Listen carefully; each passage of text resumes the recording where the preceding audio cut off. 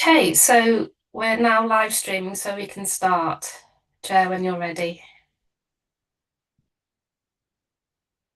You don't have a chair, Tamar. Oh, is he not here? No, well, the former chair is here, but I thought the first thing you were having to do was elect a chair and vice chair. Yes. Oh,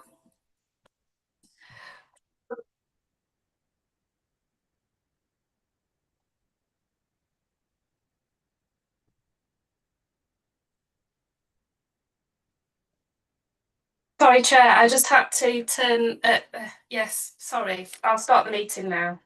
Yeah. I'd like to begin by welcoming those members of the public and press who are watching the live stream of this meeting via the council's website.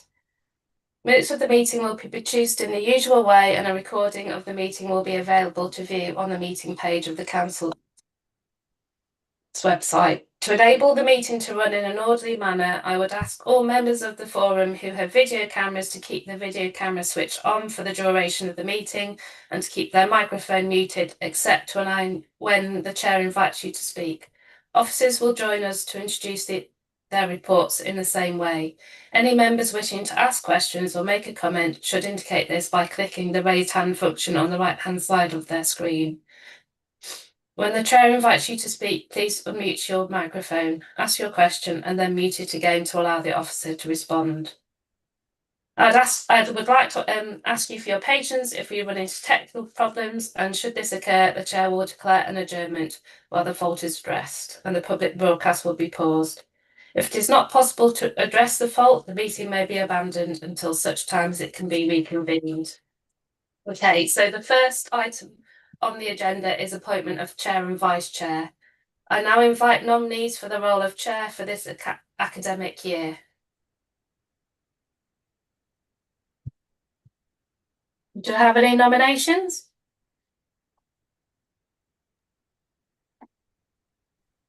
Can anyone hear me? Yeah. John Culpin. I'd like to propose Mark Woods and Ryan Kelsall, please, as chair and vice chair. So if I'll just take chair first, please, John. Mark Woods. do I have a seconder?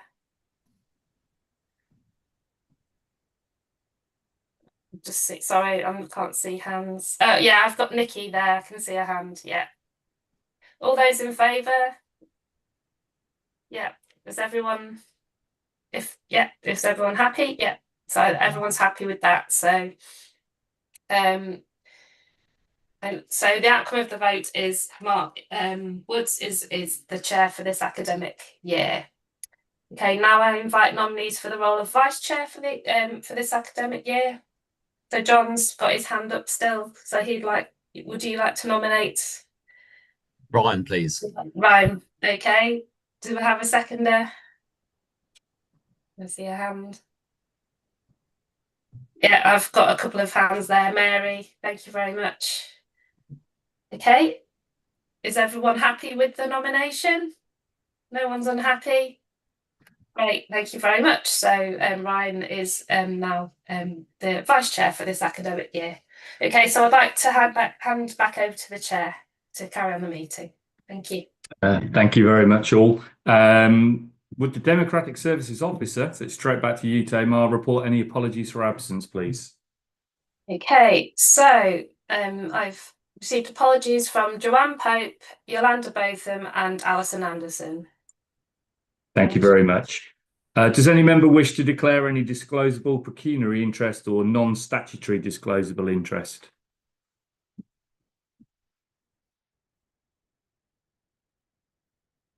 Can't see anybody, so thank you. We'll move on to the next piece. When we reach the item, we're not going to that piece, so that's fine. We're over to the minutes. Just to agree the minutes from the last meeting for accuracy, I'll go through the minutes page by page. Please raise your hand if you wish to raise a point of accuracy only. So we'll go through page 1, 2, 3, 4, and 5. So I'll take from that we can accept those minutes as a correct record. Thank you. With regards to the action log, please can Sarah Callahan update on the actions that remain ongoing? Yep, I can do. Thank you, Mark. So the first ongoing action is regarding the primary model. There was a suggestion that we explored the same model in primary as we have existing through the BAPE to manage exclusions. Currently, our offer is quite different in primary. I have met with the new chair of primaries, but we are currently going through a redesign of the service, which is not due to be implemented until June. We've not gone into formal consultation yet, and we've not had approval within the council. So it would have to operate within that timeline. So for that reason, it remains ongoing, because it would be a structural change to the current offer that we have. In terms of the high needs block subgroup, I think the ongoing action there was about being updated in terms of the continuum of need within the sector reference group. Just to clarify, the sector reference group brings together all the chairs of the existing schools networks, so special heads, secondary, primary, to create a strategic forum. There are numerous representatives on the sector reference group who also have engagement in the high needs block subgroup. So I think that that does create an opportunity for us to share and have consistency across what is happening in the high needs block subgroup with the sector reference group. And also we do have regular updates on this agenda. So I think the mechanism is there to support a dialogue in terms of what is happening within the sector reference group and high needs block, because we have shared members. I think the rest are, there's one final one, 11D, queried whether an update on progress regarding next steps with the safety valve agreement could be shared with Schools Forum. So we submitted further information on Schools for safety valve on July the 16th. We had some feedback requesting more clarity. In the presentation today, Martin has got some slides that illustrate our current position with regard to the safety valve. We, along with a number of other local authorities, are still waiting for a response with regard to the paused payments for safety valve. I think we're one of 5 local authorities waiting for that confirmation from the DFE that we have not had. So that's probably as much as I could update on that ongoing action at the moment. Thank you, Mark. Thank you very much, Sarah. I think we've discussed 94C. Was there anything you wanted to talk about from the meeting we held with MPs? Oh yes, thank you for the prompt. Yeah, we had a meeting with MPs in response to the request from Schools Forum. It gave us an opportunity to be very transparent about some of the challenges, particularly from a school's perspective. We've got a rising number of schools either in deficit or projecting to be in deficit. And one of the key reasons for that is the surge in demand to meet special educational needs. So I felt that the points were very well made.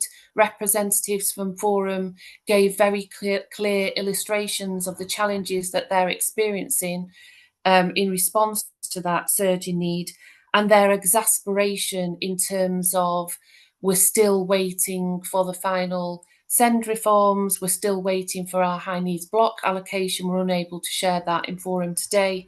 And obviously this is creating ongoing pressure to schools. I think it's fair to say that there was MPs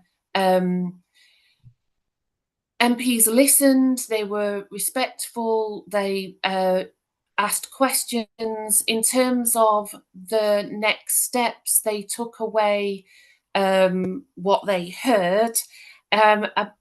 In terms of what happens in response to that, I think really they listened, they heard, and our ask was that they share this,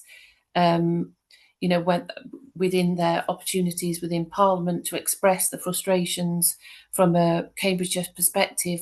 We haven't had anything concrete in terms of what that will look like, but I think it was positive to have had the opportunity and to make real the very challenging circumstances that schools are operating within, and the fact that that is outside of their control.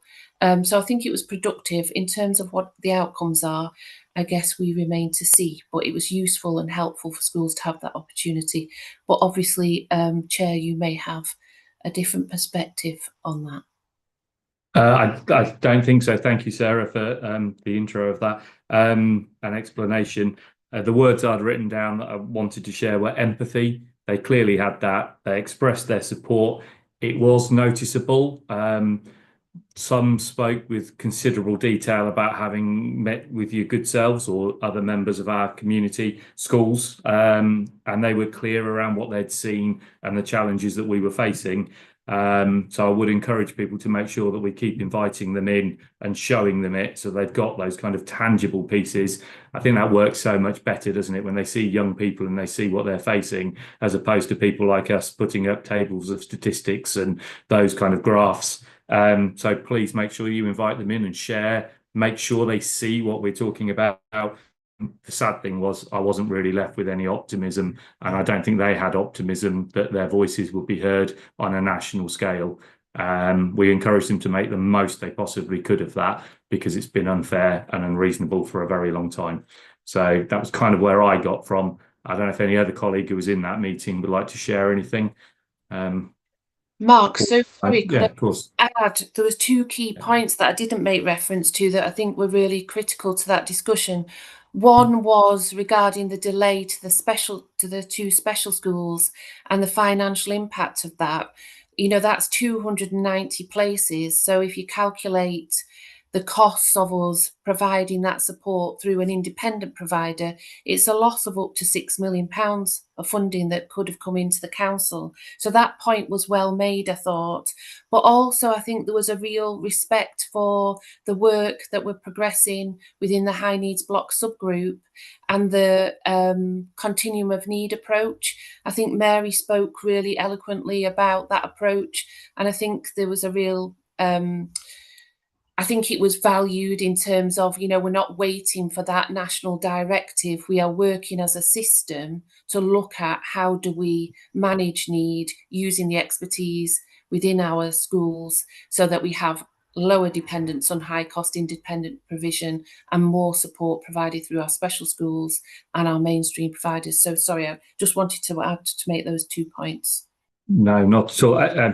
Excellent points. And I think the article that was placed, it was unfortunate maybe that it made it into the press during the October half term, but you could see the work that the local authority are doing on behalf, I think, of all of us to try to push that agenda forward. When you see Martin's papers later on about the cost of independent places and what that means, a £6 million estimate, when you think of the decisions we're about to have to consider later on in the meeting, one may argue that they could have been replaced by a relatively straightforward action of delivering on the things that people were asked to do years ago.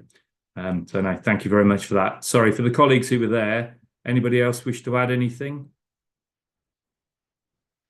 No? Okay. Again, thank you for those who attended. Thank you for the work people put into making sure that we got it there. We had a pretty good attendance, I would say, across the MPs of the county as well, which was very nice to see. We'll move on from the action log then to the schools forum update on appointments. Can I ask Tamar to introduce this report, please? Okay, so very briefly, so I brought a report to Forum on the 11th of July that stated there were a number of appointments up for re-election, and Mark Vickers and Karen Taylor confirmed they'll be stepping down from the Forum, and Leslie Birch confirmed that she would be happy to remain on the Forum. And it was also confirmed that Ryan Kelsall would be therefore be the Alternative Provision Academy representative on the Forum. And there's also a vacancy as Peter Law stepped down from the Forum. So since then, We've also had a number of other vacancies come up. So Lisa Peacock stepped down as the early years reference group representative, and Christopher Bennett also stepped down, and Helen Brooke from the Education Union. So we've now had some new appointments. So we'd like to welcome Victoria Hearn, the principal of Comberton Village College, who's replacing Peter Law. We have Charlie Baxter, manager Senko and DSL for Stretton Preschool, who's going to be the new early years reference group rep. And we have Adrian Miller, who is the NASUWT branch secretary, who is replacing Helen Brooke. I think that's everybody. John, I think John's raised yet. Yeah, sorry. Yes, John. Just a point of information, Chair, just say that by the next meeting, I'm hoping those 3 vacancies will have been filled. I just need to send communication out to Academy Trust to get their approval. Oh, great. I think that's everything then, Chair. So yes, we've got the 3 vacancies, and John's just confirmed he's looking to fill those. So thank you very much. No, thank you. We had a productive CEOs meeting in between the publication of the forum papers. So as John says, we had some people who stepped forward, but that was only Wednesday. So we need to get the vote now done to make sure that they have their places in the right methodology. So hopefully next time, all resolved. Thank you very much for that. We move on to the next item, which is the High Needs Block Working Group update. Ryan, if you could lead that, please. Yes, no problem. So I'll just give a quick update. Really, the paper is quite self-explanatory. I think the first thing to emphasise is that we've agreed to continue the work of the High Needs Block Working Group that started in the spring of last year. And the way that is formed is that we've created 3 task and finish groups, one focusing on the BAPE and how we can move forward with the BAPE model to support secondary schools and inclusive practice. The second group is around ERBs and ERPs and how we can work with the local authority to roll out the provision within the primary sector, but also to review and improve the working in the secondary sector. And then the third element is around SEND placement and funding, working on that continuum of need that's been referred to previously, and also the funding models for mainstream, EHCPs, special schools, ERBs, all of the provisions that sit within the High Needs Block Working Group. I've given a quick summary of each of the areas that have completed the work, and then an overview of what the aims are for this year. So the BAPE group was chaired by Christopher Bennett, and we agreed a number of things. One was to uplift the BAPE funding by 500,000 back to the 2019 levels, when as part of the agreement to try and address some of the funding issues within the High Needs Block, the 500,000 was transferred back into the High Needs Block from the BAPE allocation. So that was agreed, and as a result, all secondary schools experienced approximately an 11% uplift in BAPE funding, although that varies across schools based on how the funding is devolved, linked to deprivation, size, etc. The second thing that was agreed was that the additional 34 places that the local authority had commissioned with Olive, based on the need that had been proven over the previous 3 years, was to be spread amongst the schools that commissioned Olive places. What that meant in reality was, for each place that a school commissioned at Olive, £3,269 would be held back from their BAPE allocation by the local authority.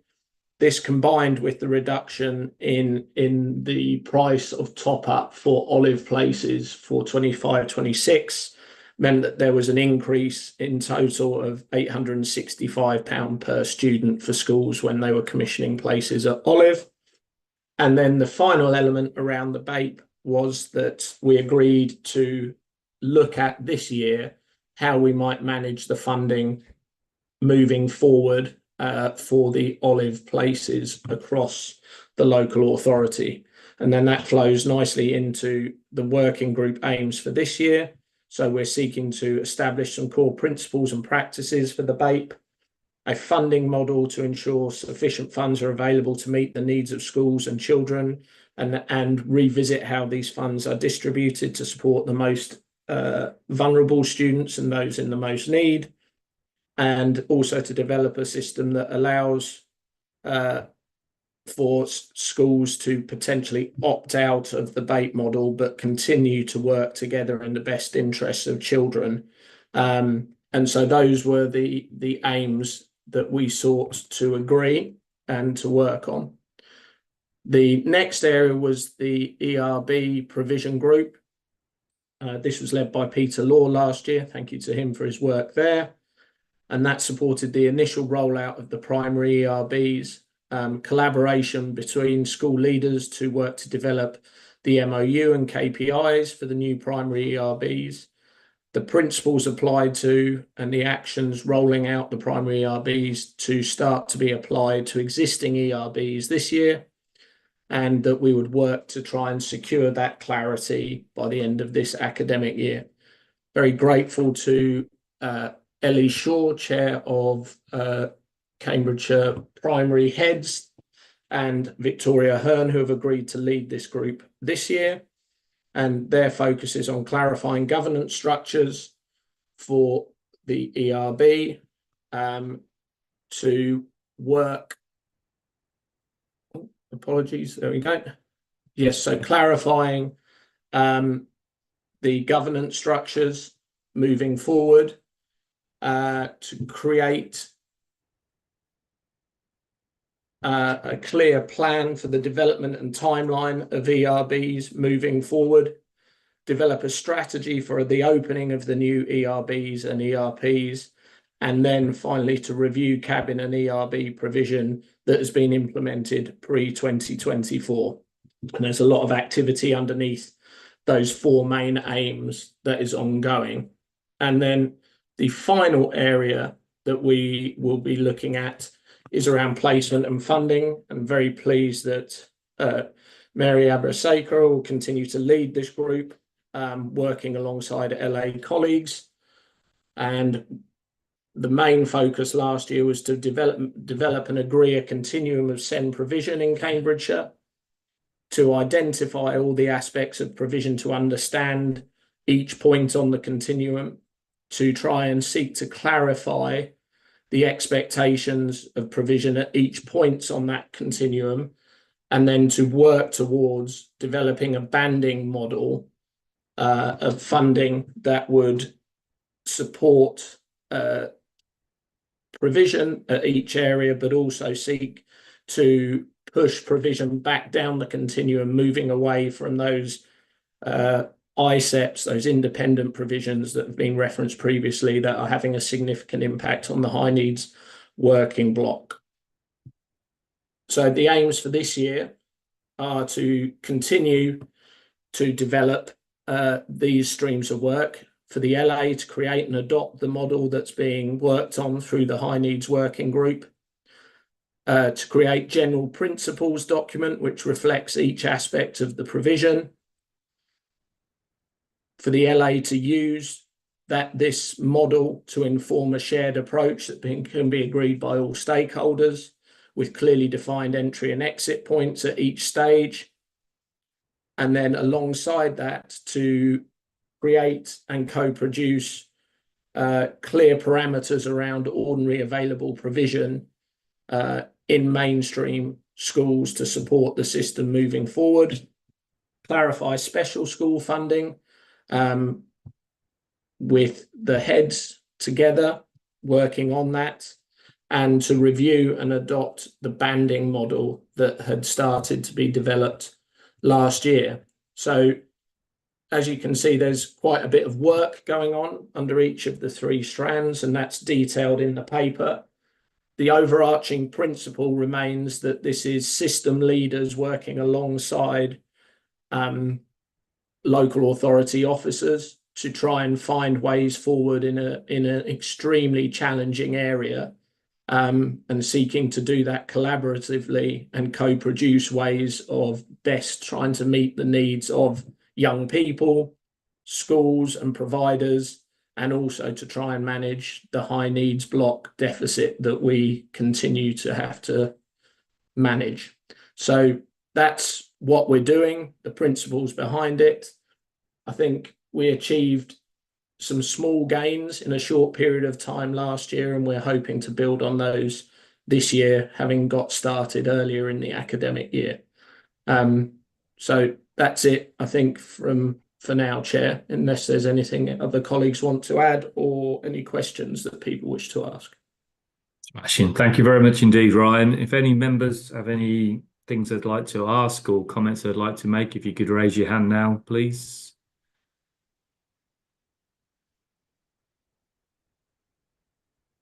Sarah, thank you.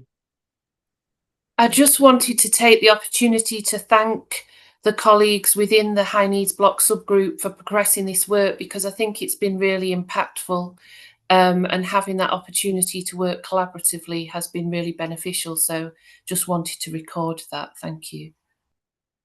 Thank you very much indeed, Sarah, and I'd echo that as well. And specifically watching the emails and the work that Ryan actually gets through on doing this, it's quite amazing, to be honest, because there are often many emails between when I manage to look at the screen and then come back to it. Loads of people working on that, and the leaders of the groups and officers, of course. I think they're all collaborating together to try to make a difference, which is really good to watch.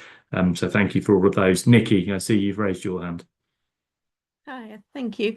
Yeah, it's just for a point of clarity, really, on the part on the enhanced resource base and enhanced resource provision working group, because we've got the term ERB and ERP looking as though they're being used sort of as one. If Sarah could just clarify for us, please, is there a difference between an ERB and an ERP? If so, what is that difference, and is it funded differently as well? Thank you, Nikki. Yeah, there is a distinction, and they are funded differently. And this is being worked through within the ERB subgroup, and I think there was a meeting yesterday. So as part of the continuum of need, the work that Mary has developed to progress the work in the high needs block subgroup, the principle that we've adopted that makes sense is the more complex need, the higher value, i.e. we would expect to pay more for it. ERPs, as I understand it, are for children who are accessing specialist support within a mainstream school, but they're not and I probably need Ellie to help me out with this, because I know there was a meeting yesterday, but I know there's a distinction in terms of the level of funding, and it's lower for the ERPs because the complexity of need is lower, and the expectation is that they would be short-term support to enable them to go back into mainstream. Whereas I think with the ERBs, we've actually had, we're developing physical resources on the school sites, and so it requires capital investment, and it's about bringing back children who potentially, and we will illustrate this as we go through the slides, children that are currently being supported through alternative provision or even independent provision, actually being placed in the ERBs where they can have a high level of specialist support, therefore accessing a high level of funding. And the expectation is that they would probably require longer term support to enable them to be able to be reintegrated into mainstream. But that's probably not as clear as it could be, and perhaps there's a task for, and I know this has been taken into the subgroup yesterday, the ERB group yesterday, to have a clearer distinction. And I know at the high needs block subgroup, we asked for a strategy to come back that can more clearly define that difference, not only in the funding, but in the expectations and the levels of need. Thank you, Sarah. I see Victoria, you've raised your hand. Yeah, unfortunately, I wasn't at the meeting yesterday because I had another commitment, but just to pick up on the ERB distinction, it is something that we are looking at. It is fairly new to us as leads of the ERB working group. But broadly speaking, what Sarah said about the short-term solution versus the long-term solution is my understanding of where that is.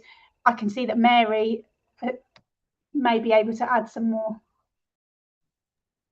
Thank you. Mary, yes. So if we use the full title, enhanced resource provision versus enhanced resource base, a provision is short-term turnaround, a base is a long-term placement. So that's how it's written on the continuum that we agreed previously. And it was for the working group, as Victoria's rightly said, to pick that up and add the definitions and entry and exit criteria to the two separate things. I hope that helps. Thank you very much, Mary. Nikki, is that legacy or new? It's new. Just to come back on that point, sure. Thank you. It's really helpful. The reason that I'm raising it, and Mary, correct me here if my view is outdated, is that ERB has got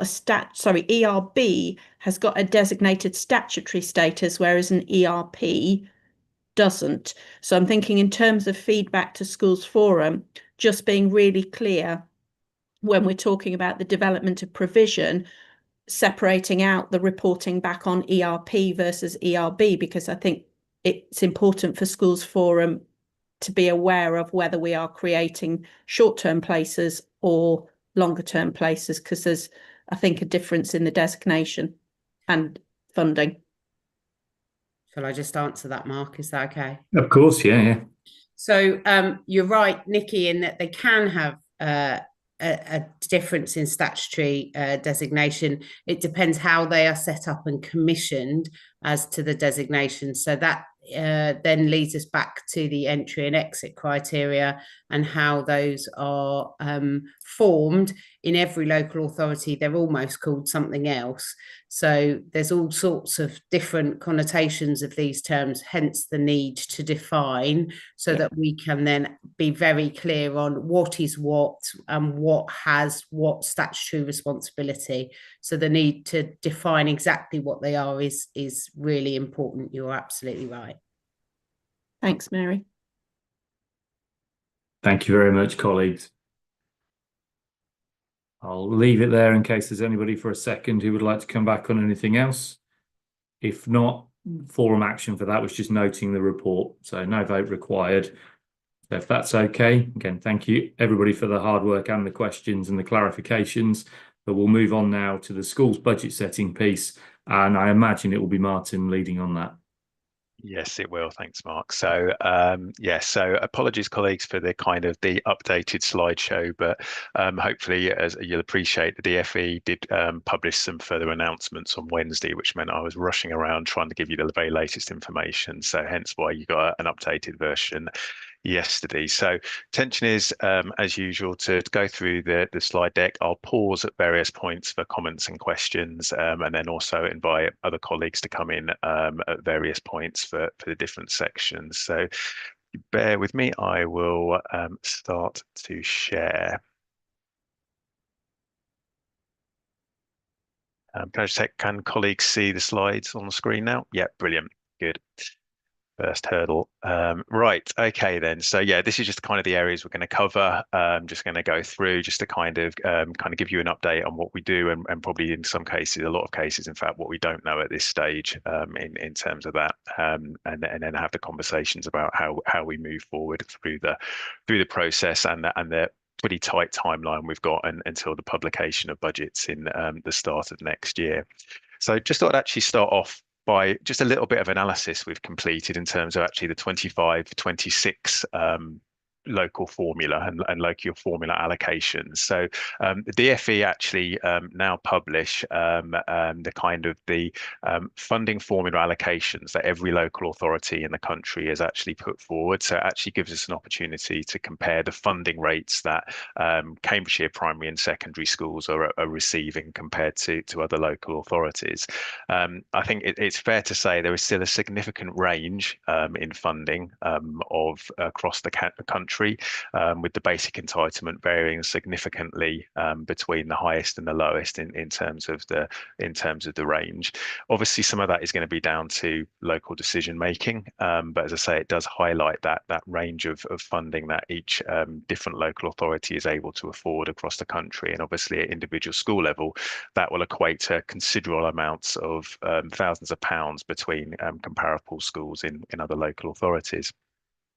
So this just shows a kind of a summary of the minimum values for each of the main formula factors, the maximum values, and the English average, with the Cambridgeshire values for the current 25-26 financial year on the far right hand side. So I think the thing that struck me actually on this slide, and it's kind of when we go on to the next slide, you'll see the same, is actually we're not too far adrift from the actual English national average in terms of some of the funding rates.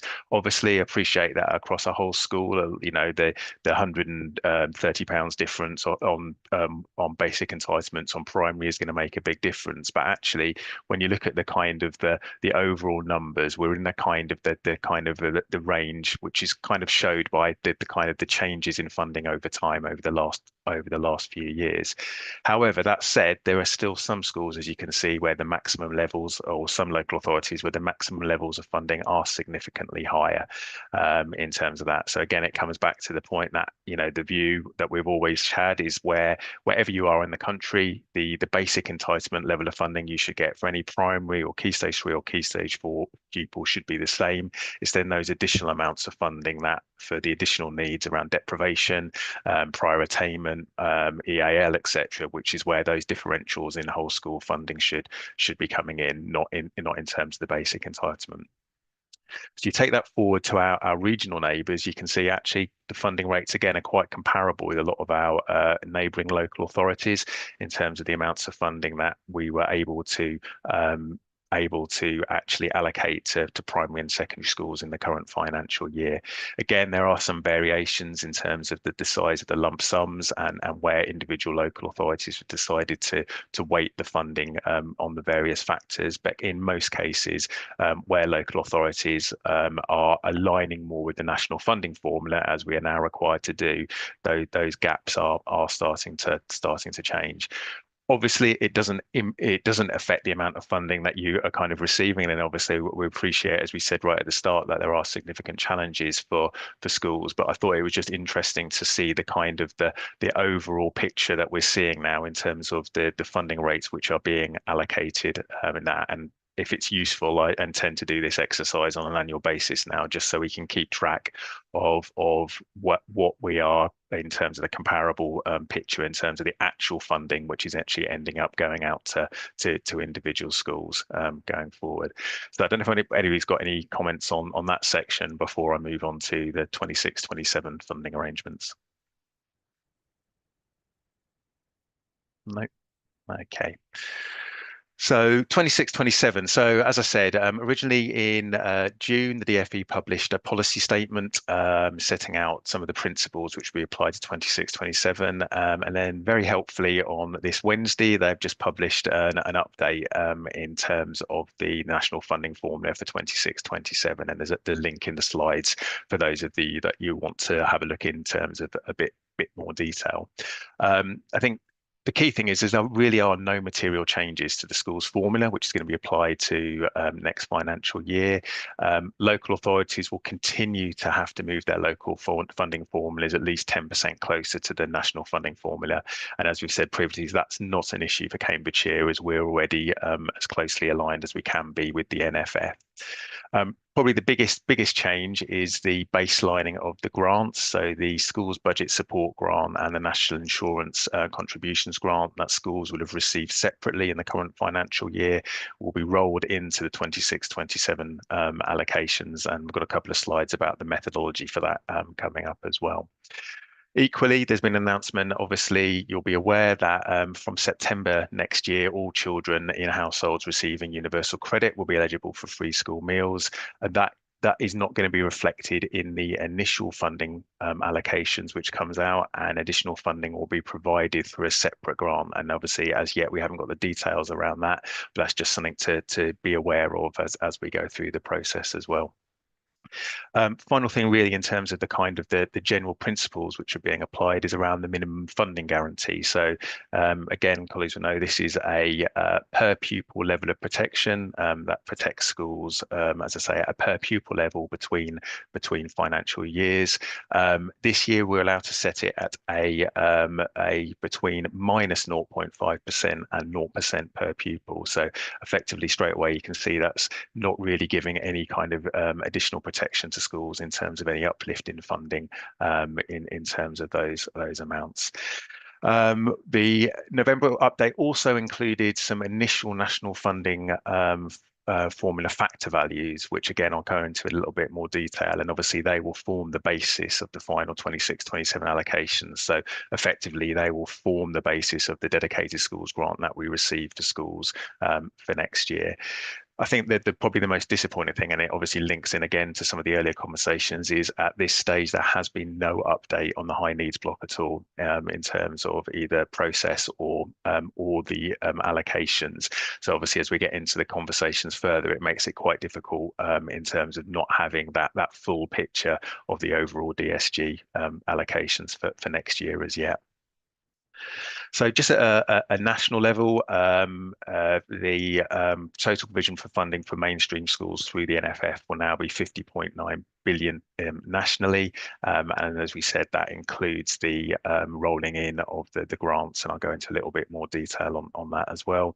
High needs block, no detail published as yet, and the central school services block, which is the element of funding which we receive to support some of the retained duties the local authority is responsible for, has been uplifted by a small amount, but in the same breath we also have a reduction in the funding that we receive for historic commitments, which at the moment reduces by 20% year on year. We know that, and we've planned for that in terms of that, so that's not a shock in terms of that continued reduction on those elements of funding for central school services. So I think I say the biggest kind of change in terms of the funding is the baselining of the schools budget support grant and the national insurance contributions grant. So this is the approach the DFE have taken in terms of the figures. So effectively they have added in the allocations into a combination of the per pupil funding. So the basic entitlement for primary, Key Stage 3 and Key Stage 4 have all been uplifted by the amounts you can see in the table there to reflect the baselining of the grants. Some of the funding has then also been targeted to the free school meals factor in terms of that, and with the remainder going into the lump sum. So effectively, all of the kind of the allocations we get from the DFE as our kind of baseline figures for each of those factors will have an element of the baselining of grants played into those figures as well. Equally, in terms of the minimum per pupil calculations, the DFE have used the kind of the 160 and 175 pounds there to uplift to reflect those grants that's in those calculations as well. And I'll talk a little bit more about the MPPL as we move on to further slides. Just one important thing to note for academy colleagues, because of the way in which the grants works across the kind of academic versus financial year, academies will continue to receive a further grant payments for these up until the start of next academic year. So for maintained schools, you'll see this in your funding from April, and for academies, obviously, this will apply to your funding from next September. So there will be an interim period where you'll continue to receive the grants for SBSG and the national insurance contributions. So in terms of the actual national funding formula factor values themselves, so the basic entitlement values, free school meal values and lump sum, as we've said, have been increased to reflect those grants. On top of this, a further amount of inflation has been added to the basic entitlement, free school meal, 6 values and the lump sum factors, as well as a DACI, English as an additional language, mobility, sparsity and split site. A further 1.6% has been added to the free school meals factor in line with their inflation forecasts, and the minimum per pupil levels have been increased to £5,115 per pupil for primary and 6,640 pupil for secondary. I think the important thing to note around that is that although it's been uplifted to reflect the rolling in of the grants, because no percentage uplift has been applied to the MPEPL, that should actually kind of be beneficial for us. So because no inflation has been applied, we should therefore see the overall reduced cost for the MPPL of meeting that cost of the MPPL compared to previous years, and therefore it should also reduce the impact on other schools as well. So for them, some of you will obviously be aware of this, but actually one of the issues we've had with the minimum per pupil level is that it historically has had a disproportionate impact on small schools because it includes the lump sum in the DFE MPPL calculation, and it also has had a more of an impact on those schools in more deprived areas. So effectively, with those Cambridgeshire schools having historically received higher levels of pupil funding for small schools and those in more deprived areas in terms of that, so which obviously reflects their additional needs, they historically have not seen the same level of uplift in recent years as schools below the MPPL, because the cost of the MPPL effectively they have ended up subsidising that. So my hope, and when I've started to do some very early modelling of the figures, is that actually, as I said, the cost of the MPPL can be considerably less than it has been in previous years. So the uplift for other schools should be higher. But obviously, with all of that, the proof will be in the detail when we get the final figures. Jen, just to say that the figures here are effectively what has been published so far. So on the left-hand side, we have the 25-26 funding rates, which were the originally announced by the DFE for the current financial year. The next column in grey is effectively then what we could afford as a local authority following the 0.5% block transfer, which was applied last year, and all of the other kind of pressures around growth. So you can see that the figure for take primary, for example, we had an initial allocation of 3,898. When we scaled that down to be affordable, each school actually received 3,845. So the raw figures that we've got from the DFE for this year can then be seen in the first white column there. So the funding formula rates for 26-27. So you can see for primary, the base rate has increased to 4,118%, and for secondary, for Key Stage 3, it's increased to 5,762, and Key Stage 4, 6,496, and so on down the table. Again, remembering that for the basic entitlement and for some of the other factors, that will also include the allocation of the baselining of grants, as well as an inflationary uplift in terms of the funding. So for some of the unit values, obviously quite a minimal uplift, but for basic entitlement, some of the free school meals allocations, and for the lump sum allocations, a slightly higher amount in terms of the figures which have been published so far to date. Martin, sorry, is it possible? I understand what you were just saying around rolling in the grants, etc. Yep. And don't worry, ignore me. I think I've just double checked. Can you actually also break it out so that we can see what inflationary amount that we've been given, so we can contrast that with, obviously we hear the national inflation rates, etc., bouncing in the 3s and 4, well, 3s. I'm just worrying that it looks nice because we've got the other grants rolled in, but actually once you strip them out, it's going to be problematic. And the other thing I was wondering about, whilst I understood the points you were making around the small schools and the deprived schools, I think the correlation with that is that large schools that don't have a lot of deprivation are probably going to find next year even tighter. Okay, so I'll come back there. So I can quite easily split out the tables there. So effectively the inflation amounts which have been applied over and above the wording of the grants are effectively this 2.11%, which they've applied to the factors here. So, but I can quite easily update the grant, the table to reflect those figures in terms of that. Yeah, I mean, it will be interesting in terms of the MPPL, because you're right. So schools who have historically been below the MPPL and have therefore seen greater uplifts to get them up to the MPPL in previous years, because that further inflationary uplift hasn't been applied to that, they might not see the level of uplift that they've seen in previous years. So, but again, until it plays out in terms of the overall numbers, it's going to be kind of interesting to see where the kind of the change in those figures actually sits. But yeah, it's a very valid point, Mark. Sorry for interrupting. No, please do. In terms of that, so yes, so I think the other important thing to say, actually, and it's something I picked up, and it's something I'm going to be questioning with the DFE, is around the ADACI, so the income index of deprivation affecting children. So this, for colleagues who remember, this is based on 2019 deprivation data. So there has been nationally this year some updated deprivation data which has been published. However, based on the guidance that we've received, it appears as though the DFE is still going to be continuing to use the 2019 data.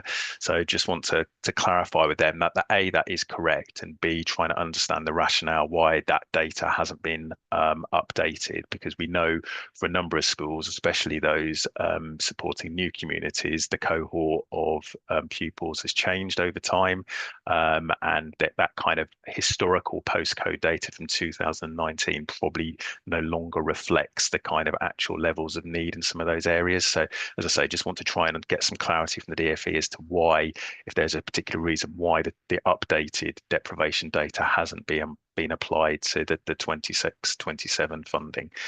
So I will try and clarify that and come back to forum at the next meeting on that point.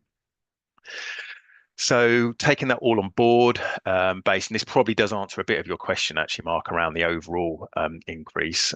So based on the figures that have been published for Cambridgeshire so far, so in 25-26, we received a total schools block of around 516 million. We then had a further amount for growth fund allocation of around 2.5 million, and then the total of all the grants for national insurance and the Cool Schools budget grant totaled about 13.3 million. So effectively, that gives us a baseline figure of 532 million. So the figure that has been published so far for 26-27 is 544 million for the schools block, and then we haven't had any updates on the growth fund as yet, so we're assuming that's going to stay around the same level. So just taking that as a straight comparison between the baseline grants, last year's schools block, and what they're forecasting we're going to get for next year, it equates to around a 2.8% uplift in funding. So I guess, Mark, that's kind of, taking the grants out of that, that's almost the kind of the inflationary uplift which has been applied to the funding rates for 26-27. I think the other key point to say around this, other than that obviously final allocation will change when we get the October census, is that as we've seen when grants have been baselined historically, the amounts which will end up going to individual schools are likely to vary from the grants that they have received at individual school level in this year. So again, that's something we're going to need to have a look at in terms of the impact of that, because if the grant funding is now going through the formula, it's going to be a very different distribution pattern to the individual grants that schools are currently receiving. So again, that's just something schools need to be mindful of. So I appreciate a lot of detail on there, and I'm afraid a lot more detail to come, but I'll pause there for any more points on just the general national announcements and national picture before I get a little bit more into the detail around the local funding formula. Thank you very much, Martin. Are there colleagues who have comments or questions they'd like to pass now? I would take that as a comment on the thoroughness of the presentation, Martin, as opposed to the fact that there's anything wrong with that at all. Brilliant. Thank you ever so much. Can you continue? Yeah, thoroughness or complexity, one of the two. Right, so if we move on to the local funding formula. So normally at this time of year, I'd love to give you some illustrative budget modelling, but as we only received the figures on Wednesday, I've not had quite time to do that yet. As I say, I have started to do it in terms of looking what those, what that impact of those kind of changes that I've kind of just talked through will actually have. So my intention is to kind of work through those over the next couple of weeks and share with you as soon as possible so that they're available. So just as we've done in previous years, if any figures that you receive, they will be illustrative. Just need to really kind of emphasize that point, because they will be based on the current year's data sets. But what I'll have done is I'll have applied those updated funding rates so that we can kind of see, you know, effectively, if this year you'd have been funded on the 26-27 rates, what impact would that actually have had in terms of that? And what we'll do, again, as we've done in previous years, I'll do that modelling at various potential levels of block transfer, just to give that indication of what that impact could be at the different levels of funding across the board for that as well. As I mentioned earlier, minimum funding guarantee can be set between minus 0.5 and 0% as a maximum. So again, the modelling we will do will be set at the maximum that we can possibly do, which will be the 0% as allowable by the DFE guidance. Again, a caveat, it may need to be flexed depending on overall affordability. I always put that in there, but to be honest, we've never actually had to do that because of the way in which we kind of produce the budgets in terms of that. So the modelling will reflect that for individual schools as well. And then obviously when we do get the final figures, it will be updated to reflect the growth, the changes for the growth funding, new schools and business rates as well. So my hope is that, as I say, that we'll get some further information sooner rather than later on that. But as I say, my intention is to share with this group the kind of that initial modelling within the next couple of weeks to help inform decision making as we move forward. So moving on to decision making. So again, just a little bit of reminder of the kind of where some of the roles and responsibilities sit in terms of this process. So the actual funding formula itself continues to be a decision for the local authority, which we will take through our Children and Young People's Committee meeting for them to approve. However, we must consult with yourselves as Schools Forum representatives on any changes of the local formula being proposed. As we've kind of touched on, there are no major changes being proposed to the local funding formula, just other than that continued requirement to align with the national funding formula, which we do anyway. Where Schools Forum do have decision-making powers, though, is in respect of the any block movement of up to 0.5%, the dedelegations and retained duties for maintained schools, and any growth fund criteria and allocation amounts, which are again on the agenda later in terms of that. So so yeah, that's just a kind of reminder of the kind of the decision-making around that. So one of the other things that we need to our Schools Forum just to it's not really approved, but it's just to support, is the as part of the local funding, we have what we call the exceptional premises factor.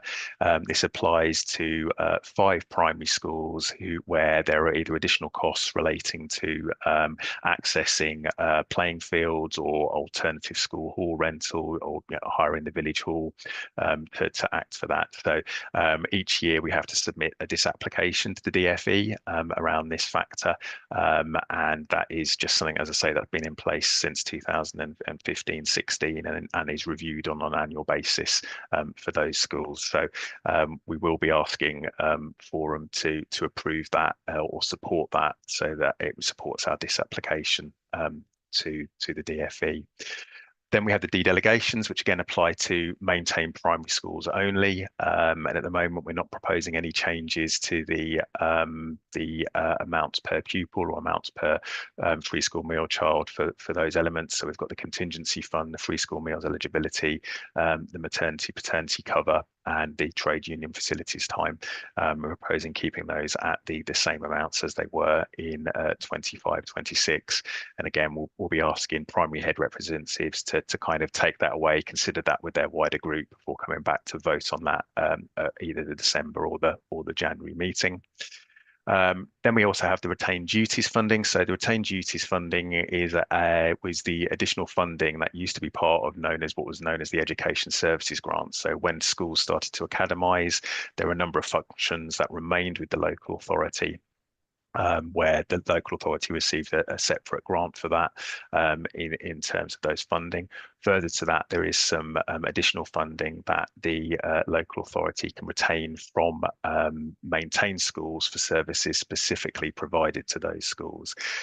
We've kept that amount at £10 per pupil since 2017, but we are actually proposing to increase it slightly this year, and this is on the back of the kind of the additional work that we're having to do with a number of schools in financial difficulty. It's around trying to put some more targeted support into those schools. So again, not asking for a vote today, but it's just around that consideration around those that slight change to the funding. And again, final amounts will change when we get the October census data. Okay, so I'll do a little bit of a introduction to this, and then I'm going to hand over to Rachel to talk a little bit more about the growth fund methodology. So again, annually, we have to ask Schools Forum to approve our local growth fund, both the methodology and the amount that we retain to support growth fund. So the growth fund supports both the diseconomies funding for new schools which are continuing to grow to capacity, and it also supports those schools which are expanding to meet basic need in there. So I've put a link in there to the updated DFE guidance. No material changes I've spotted so far from what we've had in previous years in terms of that, but we are looking to make some changes at a local level, and I'll pass over to Rachel now to talk through those. Thanks, Martin. For those of you that don't know me, I'm Rachel Pinion, and I'm the Place Planning and Education Capital Manager for Cambridgeshire Council. So we're proposing changes to the growth funding methodology and criteria following officer and school feedback on the 25-26 policy. Before we decided on what to propose, we spent some time working through last year's DFE guidance, which we hoped wouldn't change too much, and thankfully now it does look the same. We've also reviewed our policies over the last couple of years, and where we could, we compared the decisions that were taken based on the forecast data with whether or not a school had actually grown or October census. We also reviewed how other local authorities run their growth funds. In terms of the review, overall, our primary decision making seems quite strong. We don't often fund schools where growth doesn't appear, and we don't often decline schools who do then meet the criteria. In the rare instances where this has happened, they're generally on the margin of the criteria, as opposed to being significantly over. Secondary, our decision making is less strong. In 2024-25, we funded 14 schools, and actually when we got to census day, only 6 had met the criteria. Therefore, last year, we adjusted the criteria to include requiring evidence in the change of class structure. However, now we've reflected this is much harder to evidence in secondary than at primary, particularly with the complexities of including options for GCSEs and A-level, design and technology class size guidance, and also schools running a variety of different structures to cater for differing levels of need. So then we looked at what the alternative options for secondary could be. We modelled 5 different options to explore what the impact of these would have been if they'd been in place instead over the last 2 years. So this year we're proposing, and it's set out in the draft growth policy, which is an appendix to the papers, different criteria for primary and secondary to recognise the structural differences between the phases. The primary methodology will remain as in previous years. Essentially, this is requiring an increase of at least 15 pupils between 25 census data and 26 forecasts, which is refined by admissions data as this is received.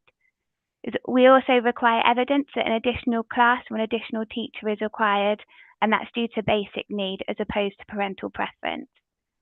We've also added into the policy clearer timelines for primary. They do have to be later than secondary, as the admissions application deadline and corresponding offer day are later. For secondary, the changes proposed are to compare the numbers of Year 11s leaving in July 26 with the number of Year 7s entering in September 26.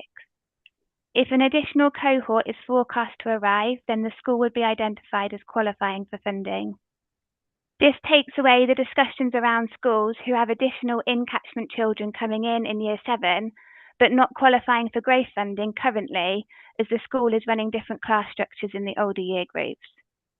We've also been clearer in our timescales and aim to have made decisions by the end of January, although in some cases that won't be possible. We also appreciate that we need to approach in-year and other cohort growth on an individual basis, so we've just tried to define that in paragraph 3.9.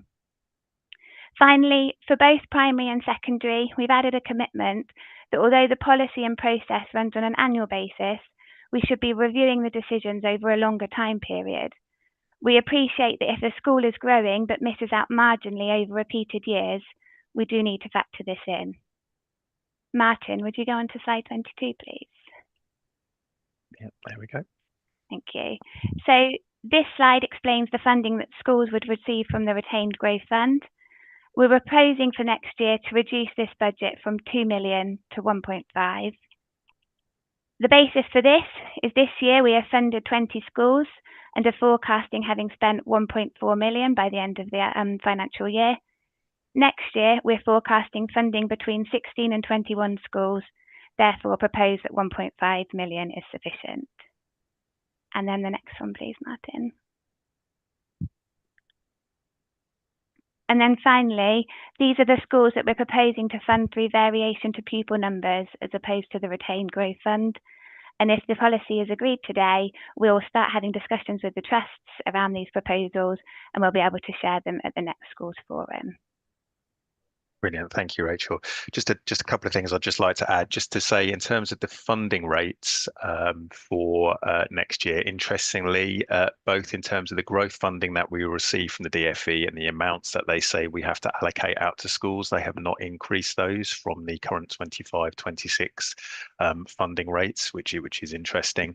And then also to say in terms of the 1.5 million that Rachel referred to, as well as the growth funding, that also includes, as I said earlier, diseconomies funding for new schools. So that's the opening grants for new schools and diseconomies, they're growing to capacity as well. So it's not purely just the funding for additional classes. There is some diseconomies funding in there as well. But as Rachel says, we're confident based on the kind of the levels of spend and forecast that actually a reduction from 2 million to 1.5 will be more than viable. And what effectively that means is that's 500,000 going back into the distribution pot to all schools rather than it being essentially retained. So again, that's just something else to bear in mind on that one. So just a couple Martin, of sorry. I just wondered if that was a nice pause moment as we just covered off de-delegations, retained funded duties and growth. It's probably easier for me to manage anybody who wants to ask and questions and keep it in a flow on the items rather than, I think, moving on into more, if that's okay. Yeah, brilliant. Smashing. So from all we've just heard across those items, are there any comments, thoughts? And maybe I will ask you just to define the difference between support and approve, Martin, because do we actively have to support, or are you just asking us to ask you any questions around that section?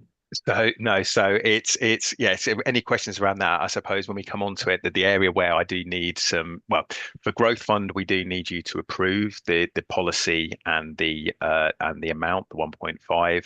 For the retained duties and de-delegations, I'm just asking primary heads to note that at the moment and any questions on that, because we'll come back to a vote on that at a future meeting. And in terms of the exceptional premises, it's just to gauge the support from Forum, because as part of this application we have to put into the DFE, we have to say that we have discussed with Forum and they are supportive of that approach. So it's there's a few different elements there, I'm afraid. That's okay, no problem at all. Sasha, we'll take your question first. Oh,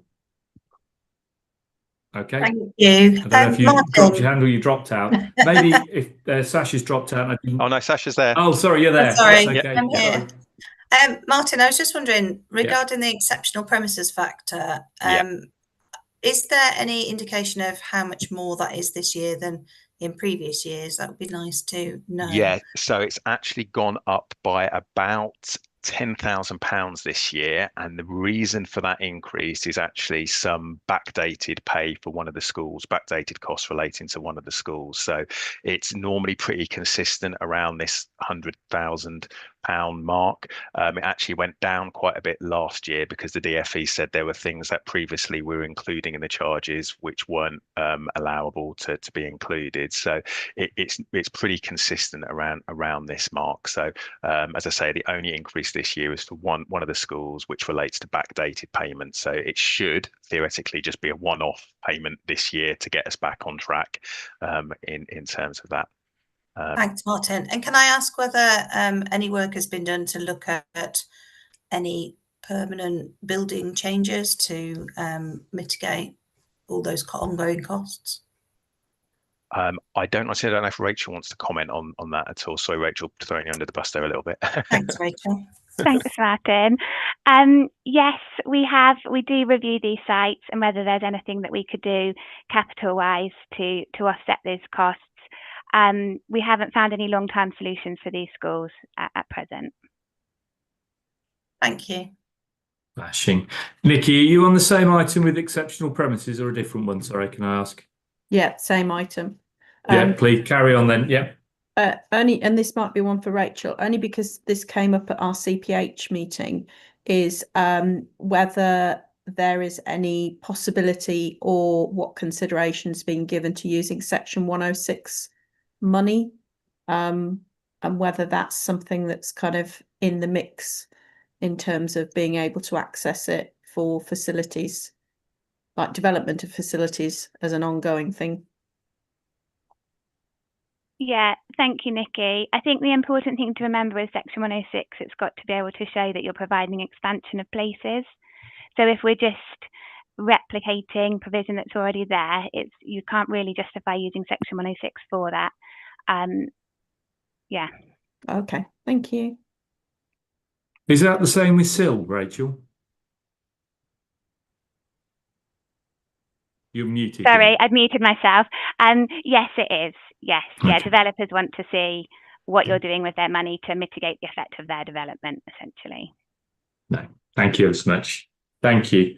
Shall we take that as we've discussed and noted and engaged with slide 17 and the exceptional premises factor? And then if that's okay, I'll roll us forward onto the piece, which is just the primary maintained schools around dedelegations. Just that we're nice and clear around if there's anything anybody wants to ask from there. And remind me, Martin, did you need a vote for that or not?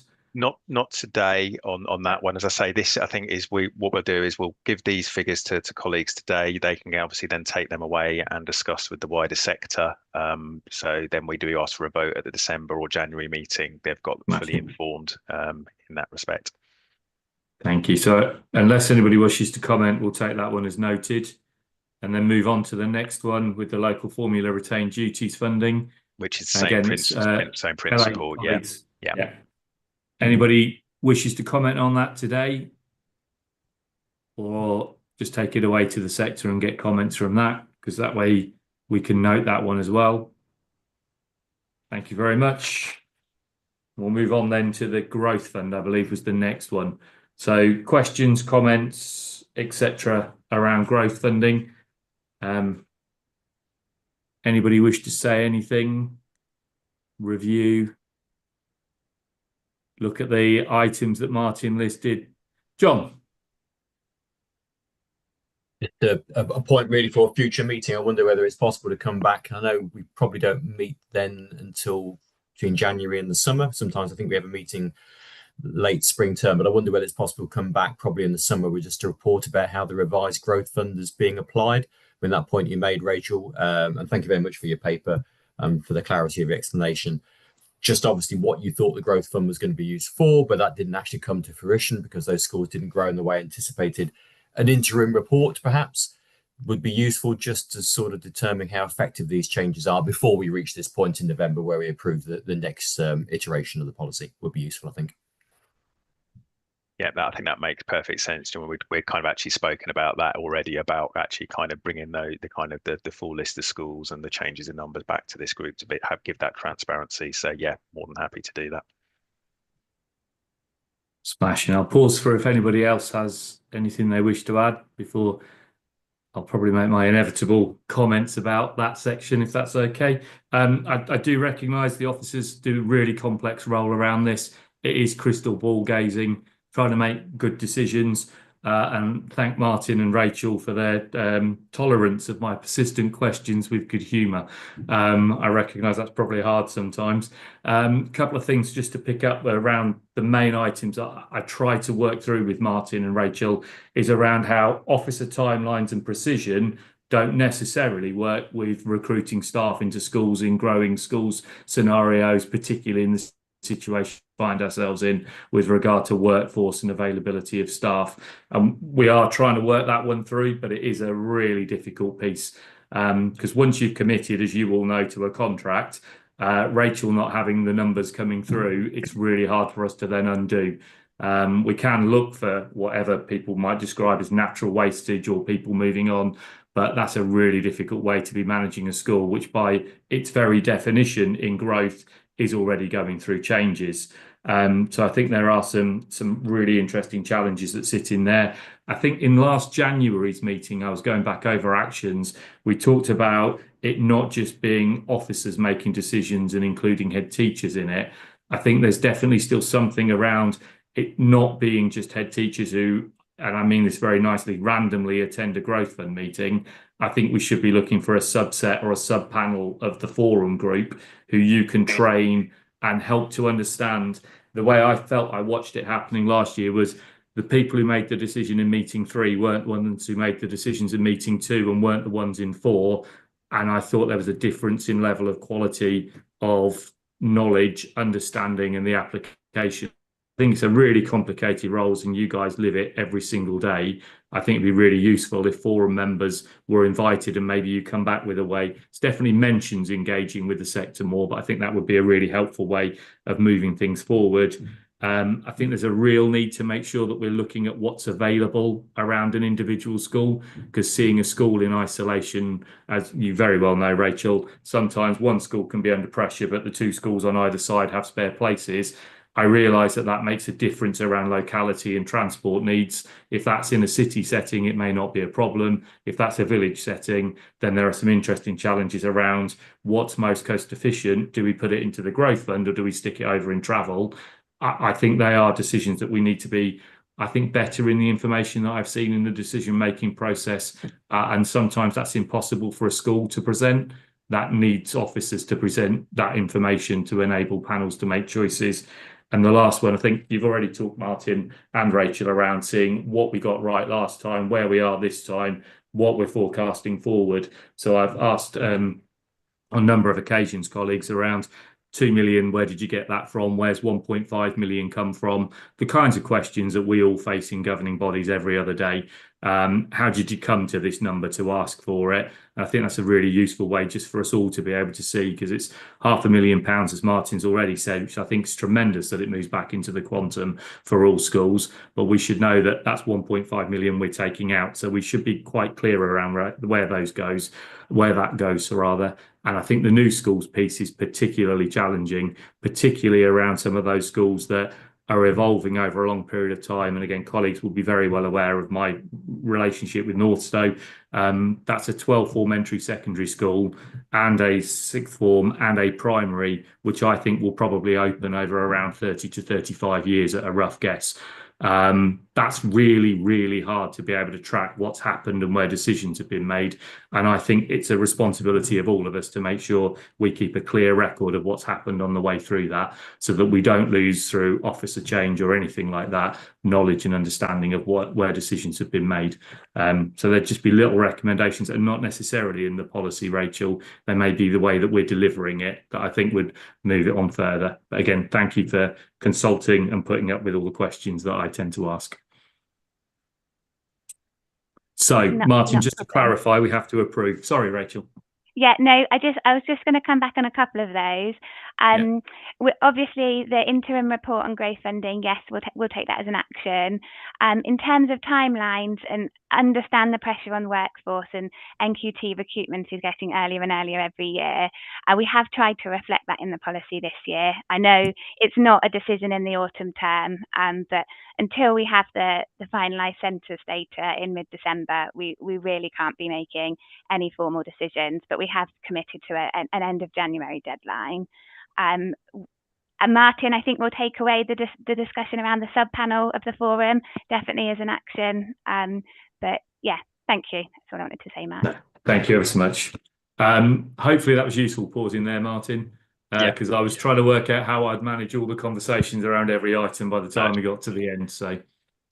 No, that was very useful. Just the third thing I'll say, so what I'll try and do, if time allows, for the next meeting as well, is just do a little bit of a breakdown, because as kind of Rachel alluded to, we've got the growth fund for existing schools. We've then also got the variation to pupil numbers, and obviously we get an amount of funding from the DFE, which was 2.5 million last time for growth. So invariably, the total cost of growth that we've had in this local authority over probably the last decade has outweighed the amount of funding in the national funding formula that we've received for growth. I think this year we're pretty much going to be as close as I've ever seen it in terms of the actual cost of growth being aligned to the funding that we're receiving, unless our funding from DFE suddenly just does drop off quite significantly. So I'll try and do a little bit of analysis for the next meeting, just to try and kind of the different allocations. So retained growth fund, diseconomies funding, and the cost of the variation to pupil numbers that we're putting in, what that total comes to. Because again, I think that just be useful for colleagues to understand the scale of that compared to the funding being received. Thank you. And is there anything formally, did we need to adopt that growth policy? Was that approval now? I can't remember whether I put an approval on this in my, so I'm just going to skip forward. Apologies, just to read it. Yeah, so if we can we do these at the end? Just we've done that. So yeah, of course. I'm happy do that when we get to the end of that section. I think that's just easier on that one. Right, so the very last bit before we get to that bit is around just the notional SEN budget. So again, just as a reminder to colleagues that every local authority is required to identify a notional budget, notional SEM budget for mainstream schools. It's not a separate formula factor or funding allocation, and it does not generate funding in its own right, but it is in there. So we thought this might change this year, in kind of, but obviously with the delays in the white paper, there's not really been any fundamental changes to how this is going to be applied. But again, I have put in the updated operational guidance for 26-27 in there. Colleagues, remember last year we did quite a big exercise looking at what regional statistical neighbours approach to notional SEN calculation was, and we aligned ourselves alongside that, say with the kind of the expectation that nationally there's going to be more of a prescribed approach to this, which hasn't yet come in. So not proposing any changes to the approach for calculating the notional SEN. And likewise, we still hold a contingency of £400,000, which we allocate out at 2 points in the year based on the number of EHCPs recorded on the census information. So again, this is to recognise where schools have more EHCPs times 6,000, which exceed their level of notional SEN, that we then give an additional amount of funding to that. So again, as Rachel mentioned, the previous item, we're waiting for the October census still. Once we get that information, we'll be doing those calculations for the 7/12 period for this current financial year. But in the absence of any changes in national approach to this, we're proposing to keep the same approach for 26-27 rather, in terms of that. So I think we've probably done the first one. Mark, we've discussed that. Sorry, were there any questions from colleagues? Yeah, any questions from colleagues on the notional SEND? Because if not, smashing. Let's move through to the next slide. Thank you. And then I think we've already commented on the proposed LA approach, and we've approved the continuation. of those existing factors, or that's slightly different than what you said? That's why I was picking on the word support. So we're actually asking colleagues to go away and think about that. No, that's fine. So that's not approved, but people are going to go away and consult, and we'll come back to it at the next meeting. The functions and de-delegations is noted and will be approved as stated on the document. We've been there and we've commented on, but haven't approved at this point, the growth funding process to apply to 26-27. I think I agreed with Tamar that we would ask for people, if they didn't approve it, to raise their hands now, because we were rather hoping that people would generally fall in favour of approving. Yeah. Anybody wish to not approve the growth funding process as suggested? Okay, we'll take that as approved. Thank you, colleagues. And we've noted the proposed way of doing things and the final numbers which will be presented. Thank you. You move to the next one. Brilliant, thank you. Okay, so I'll just do a little bit of an introduction to this, and then I'll pass over to Sarah for some of the policy stuff. So, as Sarah mentioned at the start, we've obviously remade our most recent safety valve resubmission to DFE in July. No fundamental changes to the approach that was previously shared, but was updated to reflect the changes in demand and funding assumptions and phasing of when things are going to be delivered. Obviously, as Sarah also mentioned, we're awaiting that we've had some initial feedback, just a kind of a recognition, but we are now waiting a meeting with the DFE regional SEND advisor to discuss any additional actions which we could be taking to do that. And again, as we've already touched on, delays in the new special free schools and SEND white paper obviously have an impact in terms of the overall kind of funding position and an increase in deficit over the next 8 or 9 years in terms of that. So the graph and the table just illustrate there the kind of the current trajectory and the very frightening figures that we see in terms of the overall potential cumulative deficit as we move forward.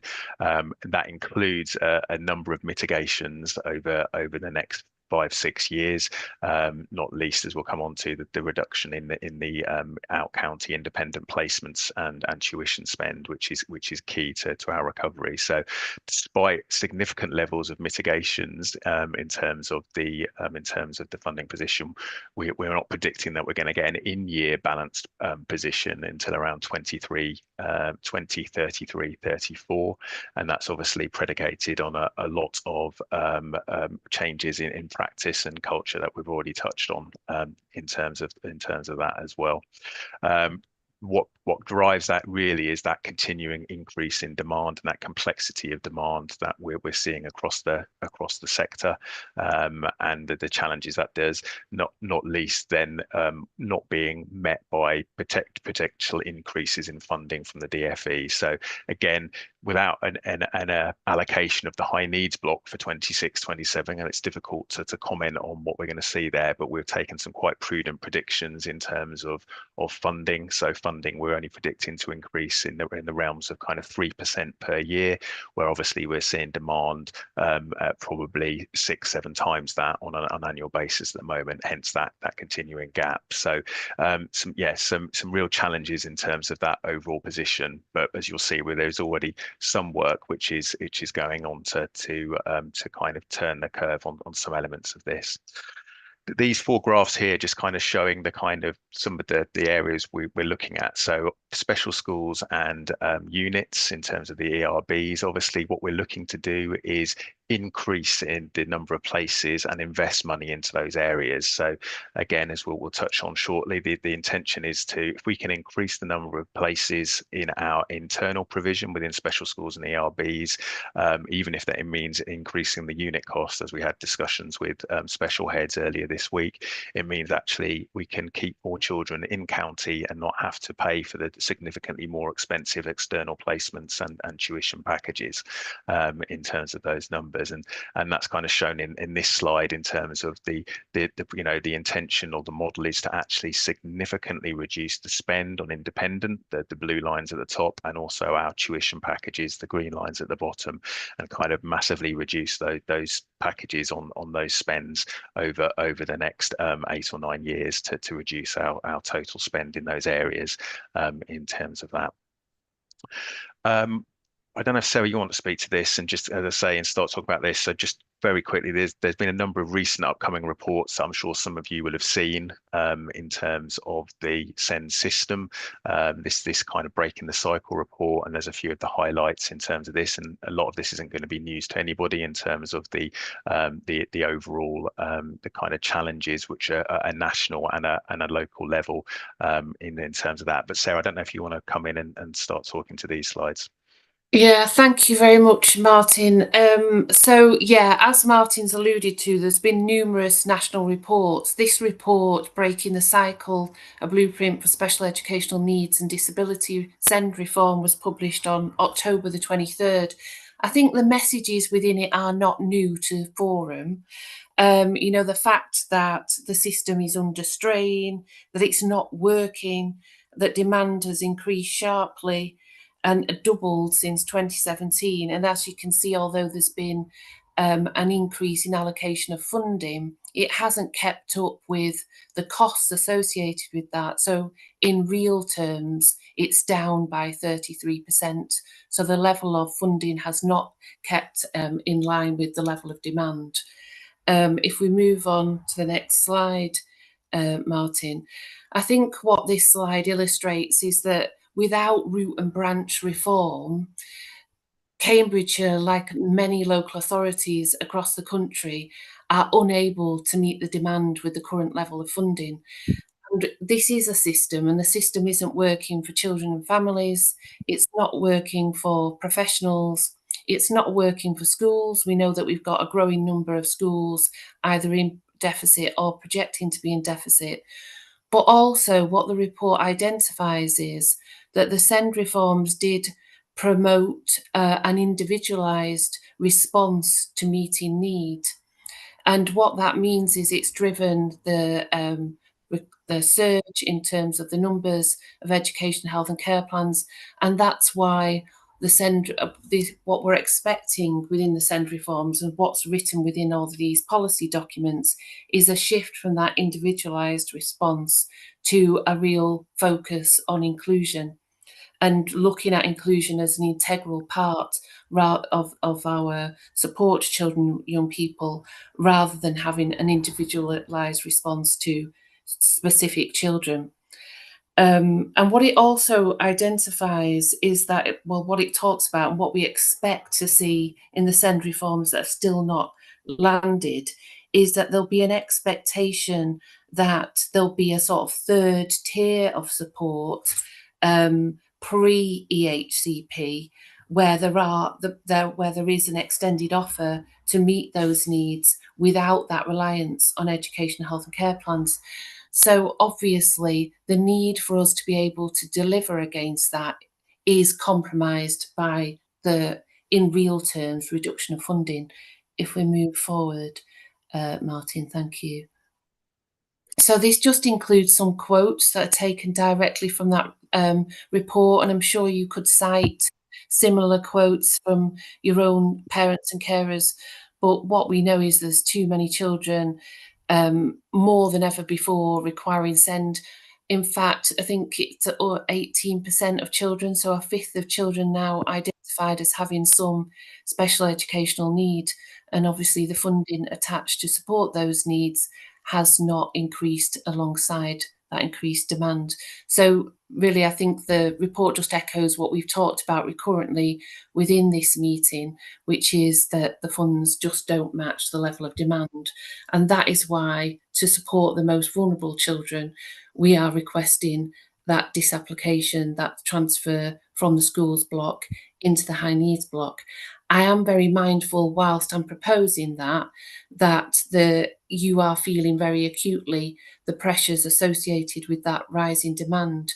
But I think the work that Ryan's talked to within the high needs block subgroup, which shifts the funding towards the front end of need and reduces the reliance on that high cost independent provision, does enable us to create that sustainable, inclusive local system. I know we've been here before and we've requested and have been supported to have that block transfer, and the difference that that has made is real. And I think some of the things that Ryan alluded to the increase in funding, the 500,000 to the BAPE, the rollout of the enhanced resource provision, and also the work that we're doing.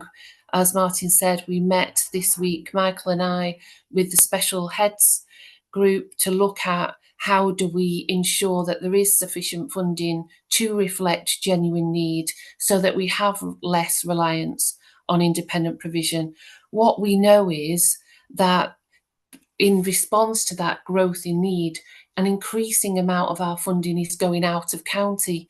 So the opportunity through the high needs block subgroup and the work that we're progressing there is to enable us to keep that funding in county, to enable us to better meet the needs of children and young people in their local communities.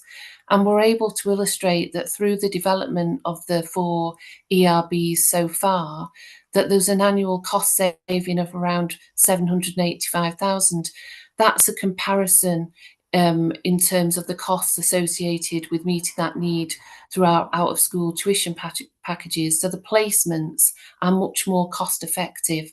And obviously that emphasis on those children being reintegrated back into mainstream further drives down that cost, but also, more importantly, enables those children to remain within their local community schools and develop their life skills to be able to progress into employment and training where appropriate.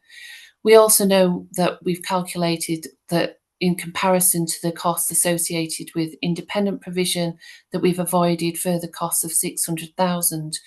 So we know that we're introducing this discussion in a climate of real challenge that is felt across the system.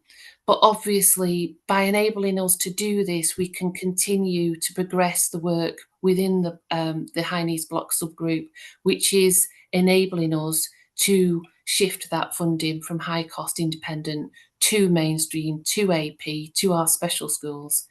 If we can move on, thanks, Martin. So one of the illustrations that I've alluded to there is the work towards the development of the enhanced resource bases.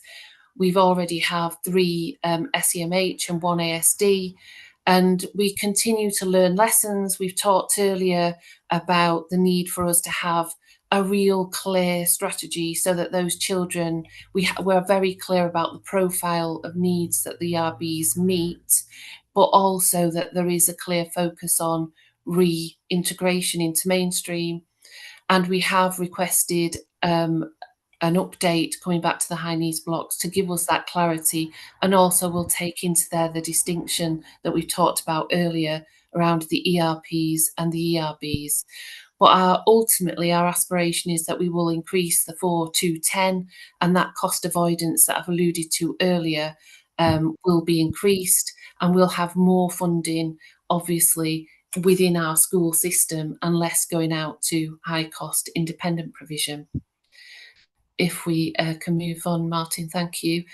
Alongside the investment into the ERBs, from a revenue perspective, there's been 750,000 capital grant invested and a further 800,000 to be invested to establish the 4 ERBs that are due to come online. So it isn't the case whereby we're asking for this disapplication, this transfer from the schools block, so that we can fund things outside of the pressures associated with our children with special educational needs. It's actually to accelerate the work that is already demonstrating cost avoidance and improved outcomes for children. So if we go on to the next slide, just referring to those improved outcomes, there's just a couple of illustrations here of children that were previously placed in alternative provision that were moved into ERB provision, and we can demonstrate that the outcomes for those children, because of the support that then they're able to access, has significantly improved, and their ability to then attend mainstream classes has significantly increased.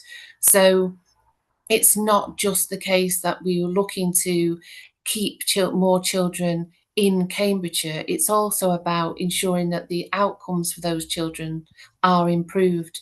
And through the ERBs, we're able to evidence early traction in illustrating that. So just moving forward onto the next slide, obviously, in order at this point, we're talking about a support to rather than a decision around the transfer. But to inform that decision, obviously, it's important to understand, well, what would that transfer support? So we've illustrated here different levels. So if we were to go to 0.25, what could it achieve? 0.5, what could it achieve? 0.75, and then to 1%. And obviously, the more we're able to transfer, the more we're able to invest in the work that is taking place within the high needs block subgroup that enables us to shift the spend from that high cost independent provision back into mainstream, back into alternative provision, back into our special schools. What we know is, obviously, it's not a simple case of we can take those children out that high cost independent provision and place them in our ERBs. There is going to be an overlap, which we've seen and heard earlier in Ryan's report, where there'll be increased investment. But by supporting this disapplication, we can make that increased investment.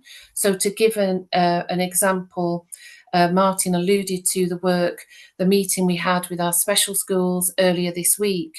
We've gone through the process of trying to land what is the appropriate level of funding that responds to the genuine needs within our special schools, and how do we enable our special schools to take more children that are currently going out of county into independent provision.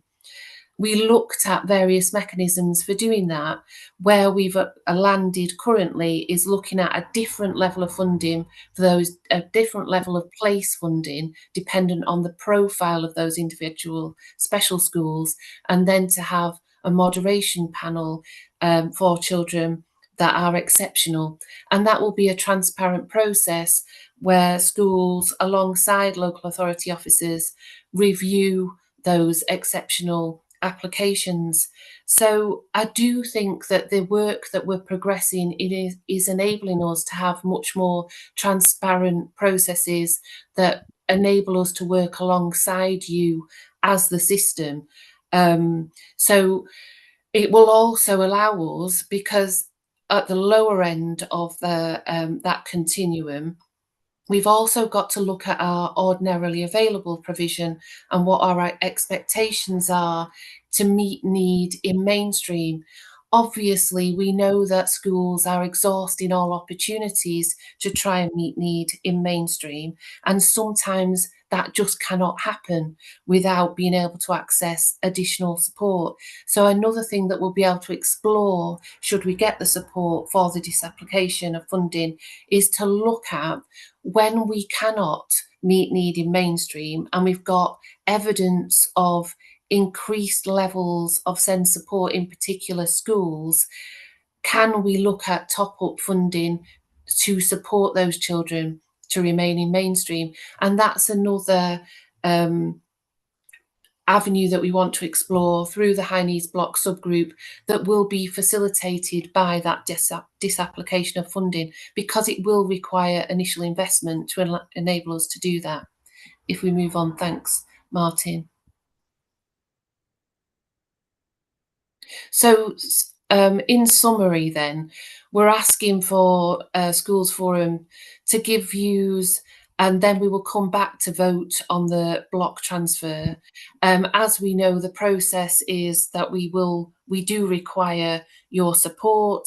If we don't get that support, obviously we have to make the disapplication and a request for the Secretary of State to support that transfer. Obviously, our preference would be that we would have support to progress this. And we, as we did last year, we wouldn't want to progress a transfer without the support, because we are operating as a system. It's in all of our interest to meet the complexity of need that is not just being felt here, but is being felt nationally. And so we need to work together to support that. We've included the dates there in terms of the disapplication. We've had to work within the DFE timeline, so we've had to submit, but obviously we won't be able to progress a disapplication process until we've had a vote here. What we've worked out is the cost implications that are listed here for primary schools: £34 per pupil, £43 per pupil for secondary schools. Obviously, I know that in the current climate, although that doesn't look hugely significant, everything is significant right now, especially given what I've said about the growing number of schools in deficit. But again, I come back to the fact that these are Cambridgeshire children. We have a duty to ensure that we meet the needs of those most vulnerable children, whether they're in mainstream, special, AP or independent provision. They're Cambridgeshire children whose needs need to be met. So if we just go on to the final slide. Thanks, Martin. So what we're asking then for Schools Forum is to comment on the proposed block transfer between schools block and high needs block. And then we will come back in December, January with more detailed modelling. So we've alluded to the costs at a pupil level, but we'll do more detailed modelling on that before we take a vote. So I'll pause there to take comments, take questions. Thank you. Thank you, Sarah. Thank you, Martin. Comments, questions, thoughts or otherwise? Richard, thank you. Hi, Mark. Hi, Sarah. Yeah, it's really about we're looking at the 1% and obviously waiting on the modelling. It's got the terminology there, potential investment in BAPE funding. As part of that modelling, will we end up seeing in January, rather than potential, but specifically what the money might look like in the BAPE? Because obviously that has, with schools in deprived circumstances, that has a slightly bigger impact. So are you likely to be specific about that once the modelling's come through? That's the intention, Richard. Yeah, I mean, what we're doing at the moment is kind of illustrating what could be achieved if we have that increased level of investment, and just really to trigger the discussion. And then Martin and I will obviously go away, work with Michael to look at, okay, so if we were to invest in the BAPE, what could that look like? If we were to invest in looking at supporting mainstream, what could that look like? And at what level of funding contribution, what could be achieved? So yeah, that is the intention. Yeah, thank you. Thank you both. Helena. Just wondered if it was worth, when you come back, to share a little bit more detail in what the implications are of 0%, because I know it's sort of predicated on the idea that there would be a transfer, but what is the risk in real terms? Like, what would we not be investing in if we weren't to transfer anything at all, so we can appreciate the risk benefit of that? And I think it's just sort of from a granular level worth highlighting from a school's perspective, while £43 per child doesn't sound like a lot of money to have to, invest more broadly, for a school like mine, which is a fairly small secondary school, that's the equivalent of 1.5 teaching assistants salary, which is a quarter of our staffing in that area of the school. So I recognise the kind of plea to invest at a more holistic level, but it has real-term cost implications for individual school budgets and decisions around staffing. And at the very point where we're trying to invest to save at a very local level to make sure that our ordinary available provision meets the needs of young people in our care, having that level of funding taken from our budget would mean that we'd be compromised with being able to staff in areas that currently enable schools to be able to support vulnerable young people. Yeah, I think that's a valid comment, and we could illustrate that. I think to a certain extent it's illustrated in the graphs that Martin shared earlier, so in terms of our conversations with the DFE around the safety valve agreement, in those graphs, what we're illustrating basically is if no actions are put in place, no mitigating actions are put in place, to what scale will that projected deficit get to? And currently we're saying, it will get to 200 million, which is huge. So, but we could do more micro illustrations, I think, Helena. So we know, for instance, at the moment, it's around about 23 million that we spend on our independent provision for just under 400 pupils. So I guess we could do some illustrations that look at what is the median cost for an ISET placement in comparison to a special school placement. And, if we weren't able to support the disapplication, what would that mean in terms of some of the work we're trying to progress in terms of giving a more sustainable funding allocation to our special schools? So I think that we could unpick some of that so it's more micro rather than just looking at the scale of the deficit. We could look at it against some of the specific actions within the high needs block subgroup. So yeah, we can take that away. Thank you.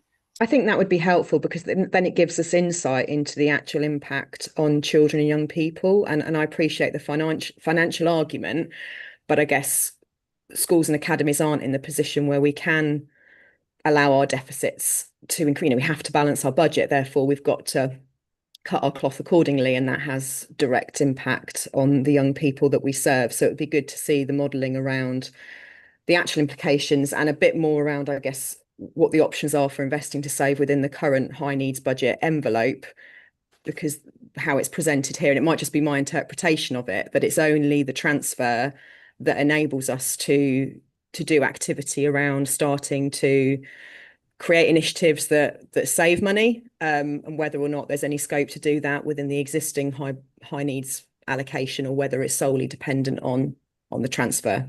That might be a naive question. Yeah. Sorry, I don't want to protract the conversation, but I think it's probably important to note that we're not trying to imply that all the activity to address demand is dependent on the transfer.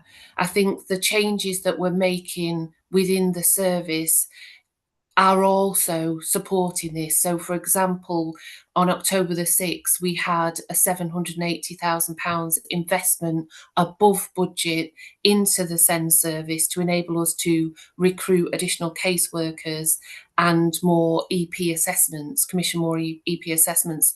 So I think it's part of a much more complex picture, and I don't think the scale of the issues, they're not going to be fully resolved or even close to it by this block transfer, but they're all iterative parts of a bigger strategy through Inclusion for All that also looks at, within the local authority, how can we change and improve our practice? But we can make that more explicit, Helena, if that's not coming across within the presentation. Thank you. I think the strain on finances is very clear within the presentation, but the detail around what it means for provision and young people, I think, would be helpful. Thank you both. John.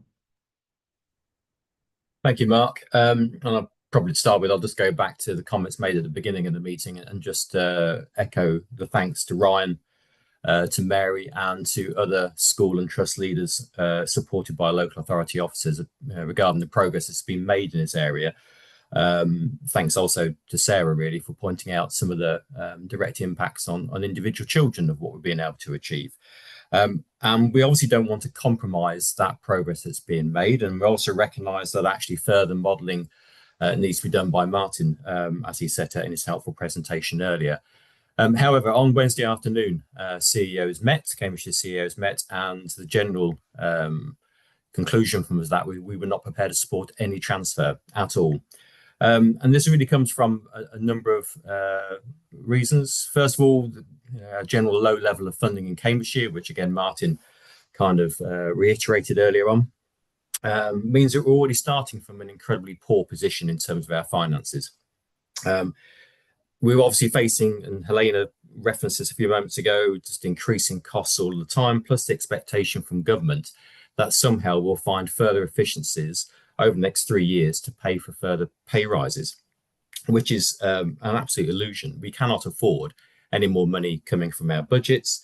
And again, Helena actually referenced there what it actually means practically in terms of staffing. The transfer was always intended as a temporary measure, and it now seems to become a kind of permanent way in which we're actually sort of subsidising SEND in Cambridgeshire. That was never the intention. And we now have to kind of consider whether, in fact, this is something we want to carry on doing. It's not the way to sustain funding. It's not the way to actually plan accurately what our school budgets will look like next year and for the years that follow. I think there's also frustration and happiness really about the day-to-day SEND provision in this county. And that's not a criticism at all of local authority officers and the SEND team who are managing increasing load, increasing pressures, etc. But schools are already buckling under the failure to actually bring EHCP assessments in on time within the statutory time frame, and to issue the funding for EHCP, and we're already heavily subsidising that, and that is causing, as I say, schools to buckle under that strain, both in terms of the impact on staff and also the impact on finances. And I suppose my last point really is that we are entering a period of change. Obviously, the government has promised a white paper in the spring term to set out what the future of SEND looks like. I think the CEOs were worried that we're putting money into this, where actually we don't know what that will look like, what that reform will look like, and the decision the government will make at some point about effectively addressing the deficits that county councils are facing. At this stage, we'd be throwing good money, possibly at bad. We don't quite know what that future will actually look like, and this doesn't necessarily seem to be a good investment to be making at this point when there is so much change to take place in the system. So we were very clear as a group of CEOs, we will not support any transfer from the schools block to the high needs block. Yeah, shall I come back on that, Chair, or just absolutely? Yeah, no, thank you. Thank you. And thank you, John, for articulating that so clearly. I totally respect the points that you're making, and I think they were very well made. I think I was clear about, the context, the national context, not just the local context, makes this incredibly challenging to us as a system. I guess the only points I would make, whilst respecting your position, is that if the deficit does go unchecked, obviously the local authority, may have to make deeper cuts to some of those central services that are already under pressure. And it obviously limits our opportunities to explore top-up funding, and it probably leads us to a place where we have stricter controls on our placements and potentially less support in terms of early intervention. But I'm not contradicting anything that you're saying. I just think that this is part of a solution that I think helps us to progress some of the really positive work that's going coming out of the high needs block subgroup. And there is an approach through that established group to have accountability about how the funding is applied. So whilst accepting all the points that you've made, I did just want to emphasise that. Thank you, Sarah. Victoria. Just to pick up on what John and Helena have both said, obviously I represent a large secondary school. We also have a very large SEND provision. We've got nearly 150 students that have got EHCPs. And I thought the point that John made about subsidising SEND provision, I think from the perspective of schools, we're already subsidising SEND provision, and the idea that we would lose significantly more money in the case particularly of a larger school is really not something that we could support. Thank you, Victoria. Adrian? Brilliant, thanks, Mark. Just on in terms of what John was saying, yeah, completely agree. and in lockstep with the approach taken towards any transfer. But the question I've got is more one around transparency, in that Sarah, early in the meeting you said that you guys wouldn't be prepared, wouldn't want to make any transfer without agreement of schools forum. Now, historically, I think it's still the case, but I may be wrong, that you can transfer 0.5% regardless of what our vote is. So are you saying that you wouldn't, if the vote was to transfer nothing, then you would agree with that and transfer nothing? Or what you actually mean is you won't proceed with anything above 0.5% because that's the amount you can take without our agreement anyway? Can I just point of clarity there just quickly? So we need schools forum approval. So schools forum, so they can approve up to 0.5%. The local authority can't approve anything without either forum approval or Secretary of State approval. So if forums say no to everything, we have to get Secretary of State approval through the disapplication process Sarah refers to. So a lot of it would depend on what comes back from the DFE, Secretary of State, as part of our disapplication, Adrian. Okay, fair enough. Cheers, Martin. I was just going to add also, Adrian, just in terms of that focus on transparency, if you remember last year when we had this same discussion, we had again proposed different levels of investment, and as Martin said, we would have to get Secretary of State approval if we were to progress a transfer that forum did not approve. And we did retrospectively get the Secretary of State did approve a 1% transfer, but we didn't progress that because we didn't have the support of Schools Forum. We went with the 0.5%, which was the supported decision of Forum. So I do think it were genuine in the case that we do recognise ourselves as a system, and it's interesting the use of the word subsidising, because actually these are just children within the system that we're all trying to meet the needs of. So I just find it interesting to talk about subsidising, because actually they're just needs that need to be met. And what we're wrangling over is how they can be met in a system that's under so much significant pressure. And I understand the challenges around that. But I just wanted to emphasise that we didn't progress with the 1% disapplication last year because we didn't have forum's approval, although we could have done because it was supported by the Secretary of State. Thank you. Sorry, just a really quick, because I think you're absolutely right in half of that answer there, Sarah. There was the other part of it from the discussions we held with Martin. I think Martin also said it wasn't only because of the forum vote, it was because of the modelling that you'd done and the impact that it was going to have on schools, which was the other part of the decision-making process. And just clarify, I'm right on that, aren't I? I think. Yeah, that's exactly right. I was just going to come in and say that, Mark. So yeah, if you remember last year when we did the 1%, it actually found that it didn't meet the MPPL levels for some schools, and also meant that it was kind of unaffordable in terms of the minimum levels for some of the funding factors. So again, similarly, that will be a piece of work that I do not in the initial illustrative modelling, because we won't have the new data sets, but when we do the final modelling, that will be part of the decision making as it was in previous years. So yeah, spot on, Mark. Yeah, it's the complex way in which your decision over here actually sees the way it works over there. So it is, and I understand that the points that you're making, Sarah, about it's all of the students or the young people rather within the county, but it's really interesting how a decision like this impacts on some of those most deprived communities and highest SEND. It doesn't help them as much as you would hope it would. So the job that you're trying to undertake, I think you're never going to get it right. You can't win because there just simply isn't enough money to be able to do all the things that we know we need to do for young people. One might suggest that we're being asked to look over there and argue about this when there are far bigger things that people above this level of meeting should be sorting out and doing it far more rapidly, if I'm being completely frank. So anyway, there we go. I'll stop at that point. Pass over to Ryan.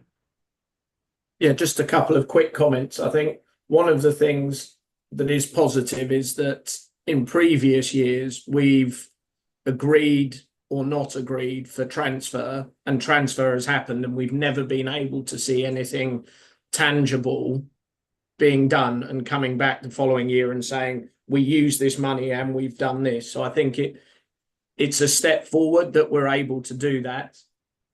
But I think we do need to decouple the idea that those things have only happened or can only continue to happen if we transfer this money. The transfer of this money might make some of those things easier, but actually none of this is easy. And the long-term sustainability of either the BAPE model or ERBs or the funding models isn't predicated on whether or not we transfer 0.5 or 1% every year. These are hard decisions and hard pieces of work that are going to have to happen. And I think that was Helena's point. You know, these aren't, if the work of the high needs block and the collaboration with the local authority is going to continue regardless of whether it's 0, 0.25, 0.51%, because we've committed to working together to do that.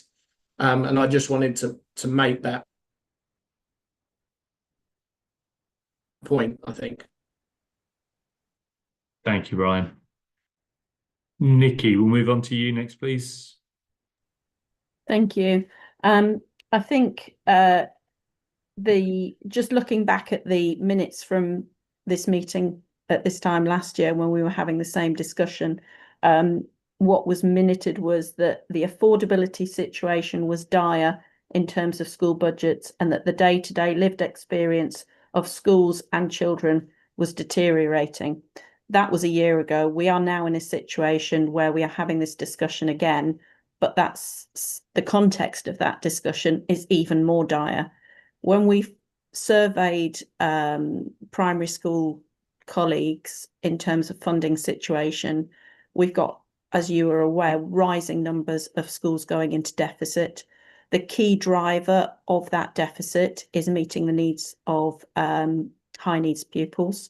And there was also a note in there that Sarah recognised that we needed to have a twin track approach. So whilst it's great to see the green shoots of these things that are on the horizon, the situation in schools for children with SEND now has deteriorated even further, and the general consensus is that schools are not in a position to be able to afford to support any block transfer. So it's sort of separating out whether heads are supportive of what is, you know, the direction of travel and the great work that's being done. The bottom line is, can we afford to support this? And the general consensus coming back from colleagues is we can't without driving ourselves into further deficit. And I just wondered also about picking up on John's point about this being a temporary measure. And certainly every year that I've sat on Schools Forum, it has come back for discussion. I think there's a question about the sustainability of using this as a non-temporary measure. But also, I just want to come back on the point that I was kind of trying to make about the Section 106 and SIL money, as to how creative we are being about looking at other funding sources. Just because I know that other local authorities are using Section 106 money in different ways to Cambridgeshire. And I'm just going to read you a section from the framework for another local authority, which talks about the fact that if you have any increase in pupil numbers, by default, you're going to have an increase in the number of children with SEN, and therefore you have to look at increasing SEN provision. And they state that their Section 106 money contributions can be pooled towards additional teaching space in a special school or an SEND unit at a mainstream school. They can also be used for school building alterations that increase a mainstream school's capacity to cater for children with special educational needs. So I just wonder, in the context of the conversations we're having about ERBs and ERPs, whether Cambridge is perhaps being creative enough about looking at other possible funding sources before coming back and asking schools whose budgets are already imploding for transfer. Thank you, Nikki. I don't know if any of the officer colleagues would like to pick that one up.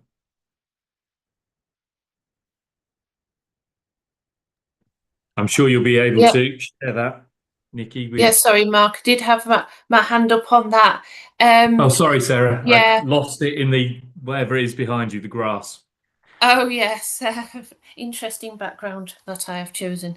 Yeah, Nikki, you're right. You can use section 106, and it is calculated in the allocation. You know, in this the way that you've described. So I think what Rachel was saying was, section 106 is allocated in response to the scale of a housing development. But within the calculations towards that allocation, there is consideration around send. So that is part of it. I think what Rachel may have thought you were saying was, is there something that we can do, you know, take the section 106 money and out of that allocation and do something more creative? I think there is within the allocation funding to a, you know, so to create a send space within a school, for instance, that exists within the section 106. So we could get clarity on that if it's helpful. And happy to look at what you're referring to if there's things going on in other local authorities where we could be more creative. But the other point I just wanted to come to respond to was when you said about the needs becoming worse, as in, you know, since we've recurrently come back to request for this transfer. And I just wanted to highlight, yeah, absolutely, the pressures in terms of demand are not abating. But what we can demonstrate is that we are actually doubling the numbers of plans we're getting through month on month. So typically it was about 50 a month. It's now 100. It's not showing in our 20-week compliance data because we've got such a significant backlog. But I just wanted to make the point that we are making improvements in terms of the experience for children and obviously to parents because of the getting through the plans more swiftly, and that £780,000 investment is helping us to build more capacity to address that as well. Thank you, Sarah. Mary. Hi, I do feel in a bit of an odd position because obviously I'm here as a special schools rep, but I also work for a multi-academy trust, and I have to put both hats on when I think about the funding and how this works. John alluded to that 20-week issue, but the 20-week issue is having a significant unintended consequence on trusts and schools who are truly inclusive. Because when you get to the point of waiting, and we do have some examples of over 90-week waits for the 20-week process, the reality of what you're having to provide for the 70-week gap is a significant cost. So the problem with any transfer is going to be, I'm going to use a Charlotte Weissel term of just moving peas around the plate, which is just shifting money from one difficult pot to another difficult pot. And the reality is that any school who's truly inclusive is spending way more than any notional fund will ever manage. And that historic fix on the notional send is a significant issue because it is costing significantly more. And therefore, truly inclusive schools do not have the money to transfer because their send departments are already significantly overspent. Thank you, Mary. Okay, we'll move on to John. Thank you, Mark. 2 points really. One is to pick up on something Nikki said about kind of 106. I suppose the question, how good are we at being able to bring creativity to the 106 process? I think Nikki was kind of alluding to it. You know, we've got massive developments in Cambridgeshire. And I think some of those 106 do kind of suggest there might be a special school provision actually in that particular development. But actually, again, as suggested there, actually, those pupils coming into those developments are possibly going to special schools across Cambridgeshire, etc. It's just something to follow up, really, whether in fact we're as creative as we can be in terms of squeezing as much of that funding from developers as we can be. And just really kind of picking up really on what Mary said, but answering your point, Sarah. And I think all of us here trying to work our way through this and try and work in partnership, etc. But in many respects, we are doing a lot of that role now for the local authority in terms of trying to cover the holes up in SEND. Hence my point about subsidising.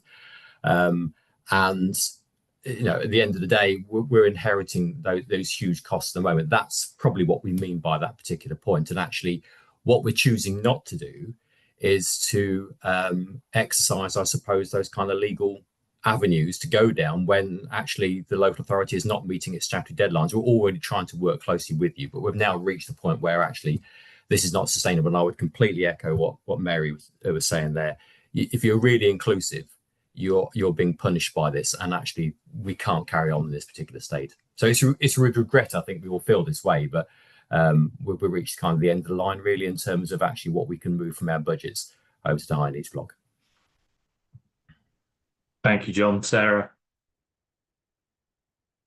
Oops. No, I understand the point you're making, John. I suppose the only thing I would sort of take issue with is I don't see it as I see it, this is about children and young people, the most vulnerable children and young people having their needs met, isn't it? And us identifying as a system, regardless of whether we're a multi-academy trust, a maintained school, these are children in Cambridgeshire with additional needs, and we collectively want to ensure that their needs are met. I understand the point that you're making. We are the commissioner of the high needs block places, and so you could interpret that as that then that sits entirely with you. But obviously, if we are unable to place those children in our in-county places, and then we have to, for all valid reasons that I'm not necessarily disputing, but then because they can't be placed, their needs are still there. We still need to support them. The costs then to meet those needs is increased because we become dependent on independent provision. And I guess the whole objective of the high needs block subgroup and what we're discussing right now is how could we keep that 23 million that's going to meet those more acute needs in our schools that are sat around this meeting now. And so I guess, coming back to Mary's analogy with pushing the peas around the plate, I recognise ourselves as that plate responsible for all the peas on it. And I guess the problem what we're experiencing is that there might be no peas left on the plate, i.e. the budget's imploding. But we have got it within our gift, haven't we, to determine how that funding is spent collaboratively. So I just feel that it's about identifying ourselves as a system and not saying we are helping you out. I think it's us collaboratively meeting the needs of children with complex needs. Thank you. I'm just waiting for colleagues. I'll kind of just raise a couple of points and questions myself if others have concluded theirs. I think it's shocking that we don't have the high needs funding block, as Martin stated. These are extreme financially and emotionally that we get into these positions. I don't think it's right, fair, reasonable that we don't have the funds at this point.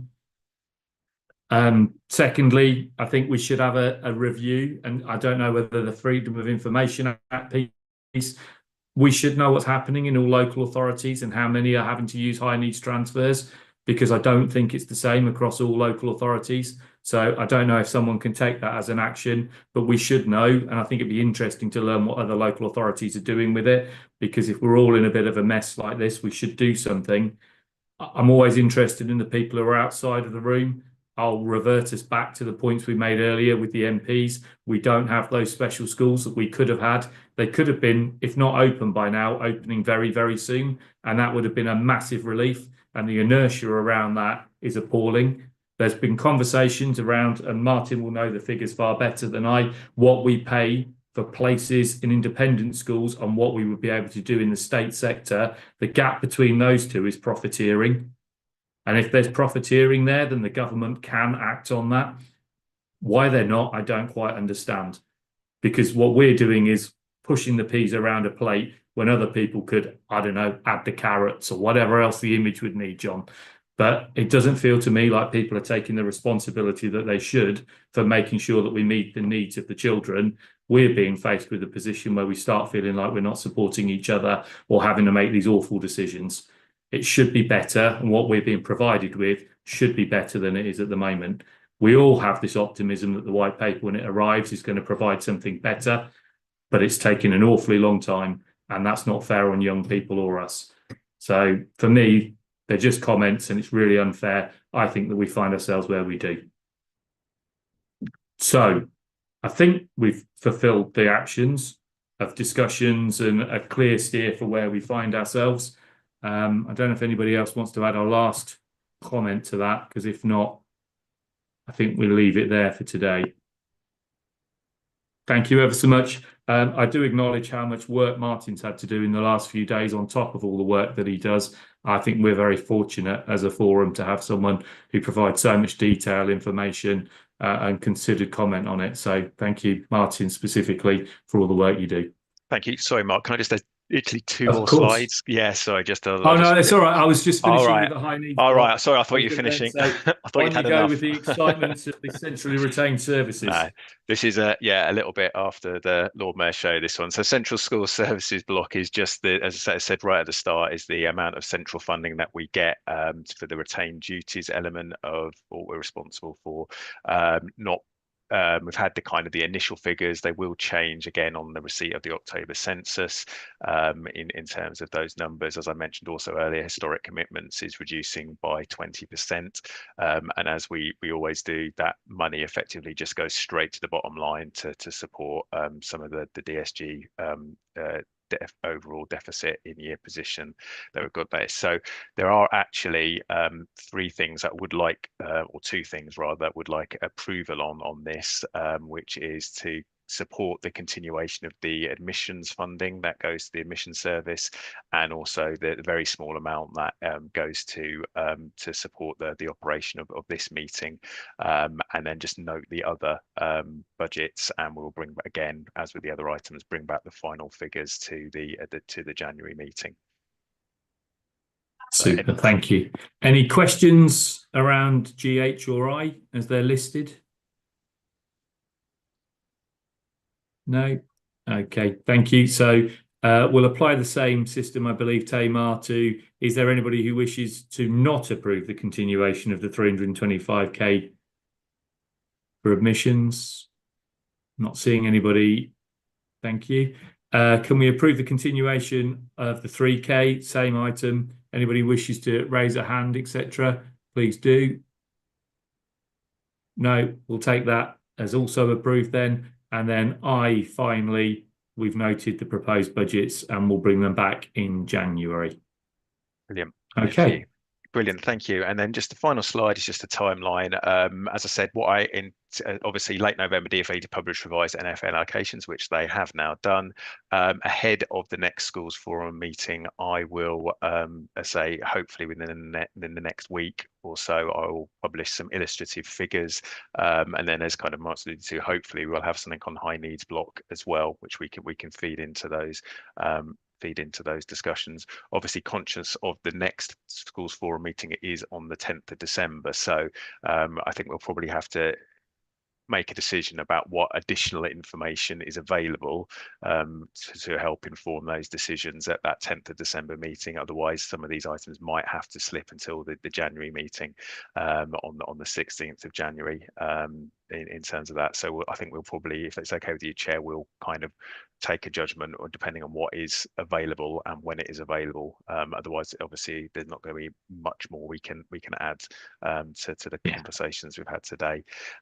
Thanks to CYP colleagues in CYP committee, we've moved the committee, which is originally going to be on the 13th of January to the 20th of January, and that's to allow us to have those conversations at forum on the 16th, to then feed that back to members on the 20th of January.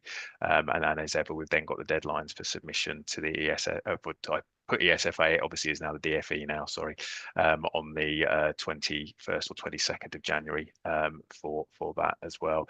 Obviously, hopefully in these timelines as well, we've already mentioned that we're going to be working with the special heads on task and finish group around the special schools banding for implementation or revised implementation from April. So that work will be ongoing as well. And again, as with the wider work around the high needs subgroup, we'll bring back updates to this meeting as well.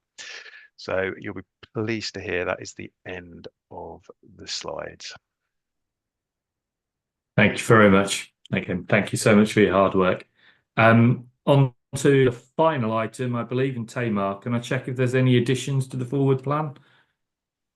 No additions. Okay.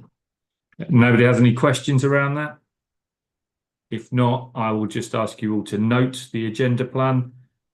And that brings us to the end of the meeting. As Martin's just said, the next schools forum meeting is due to be held on Wednesday the 10th, but we'll take that under a conversation, preferably somewhere like a week before, just to make sure we see where we are. And if not, then we'll revert to the January the 16th meeting, and that will be the one which covers absolutely everything.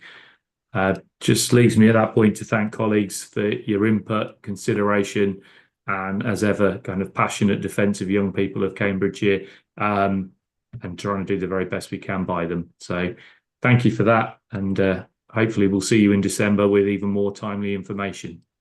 Thank you very much. Thank you.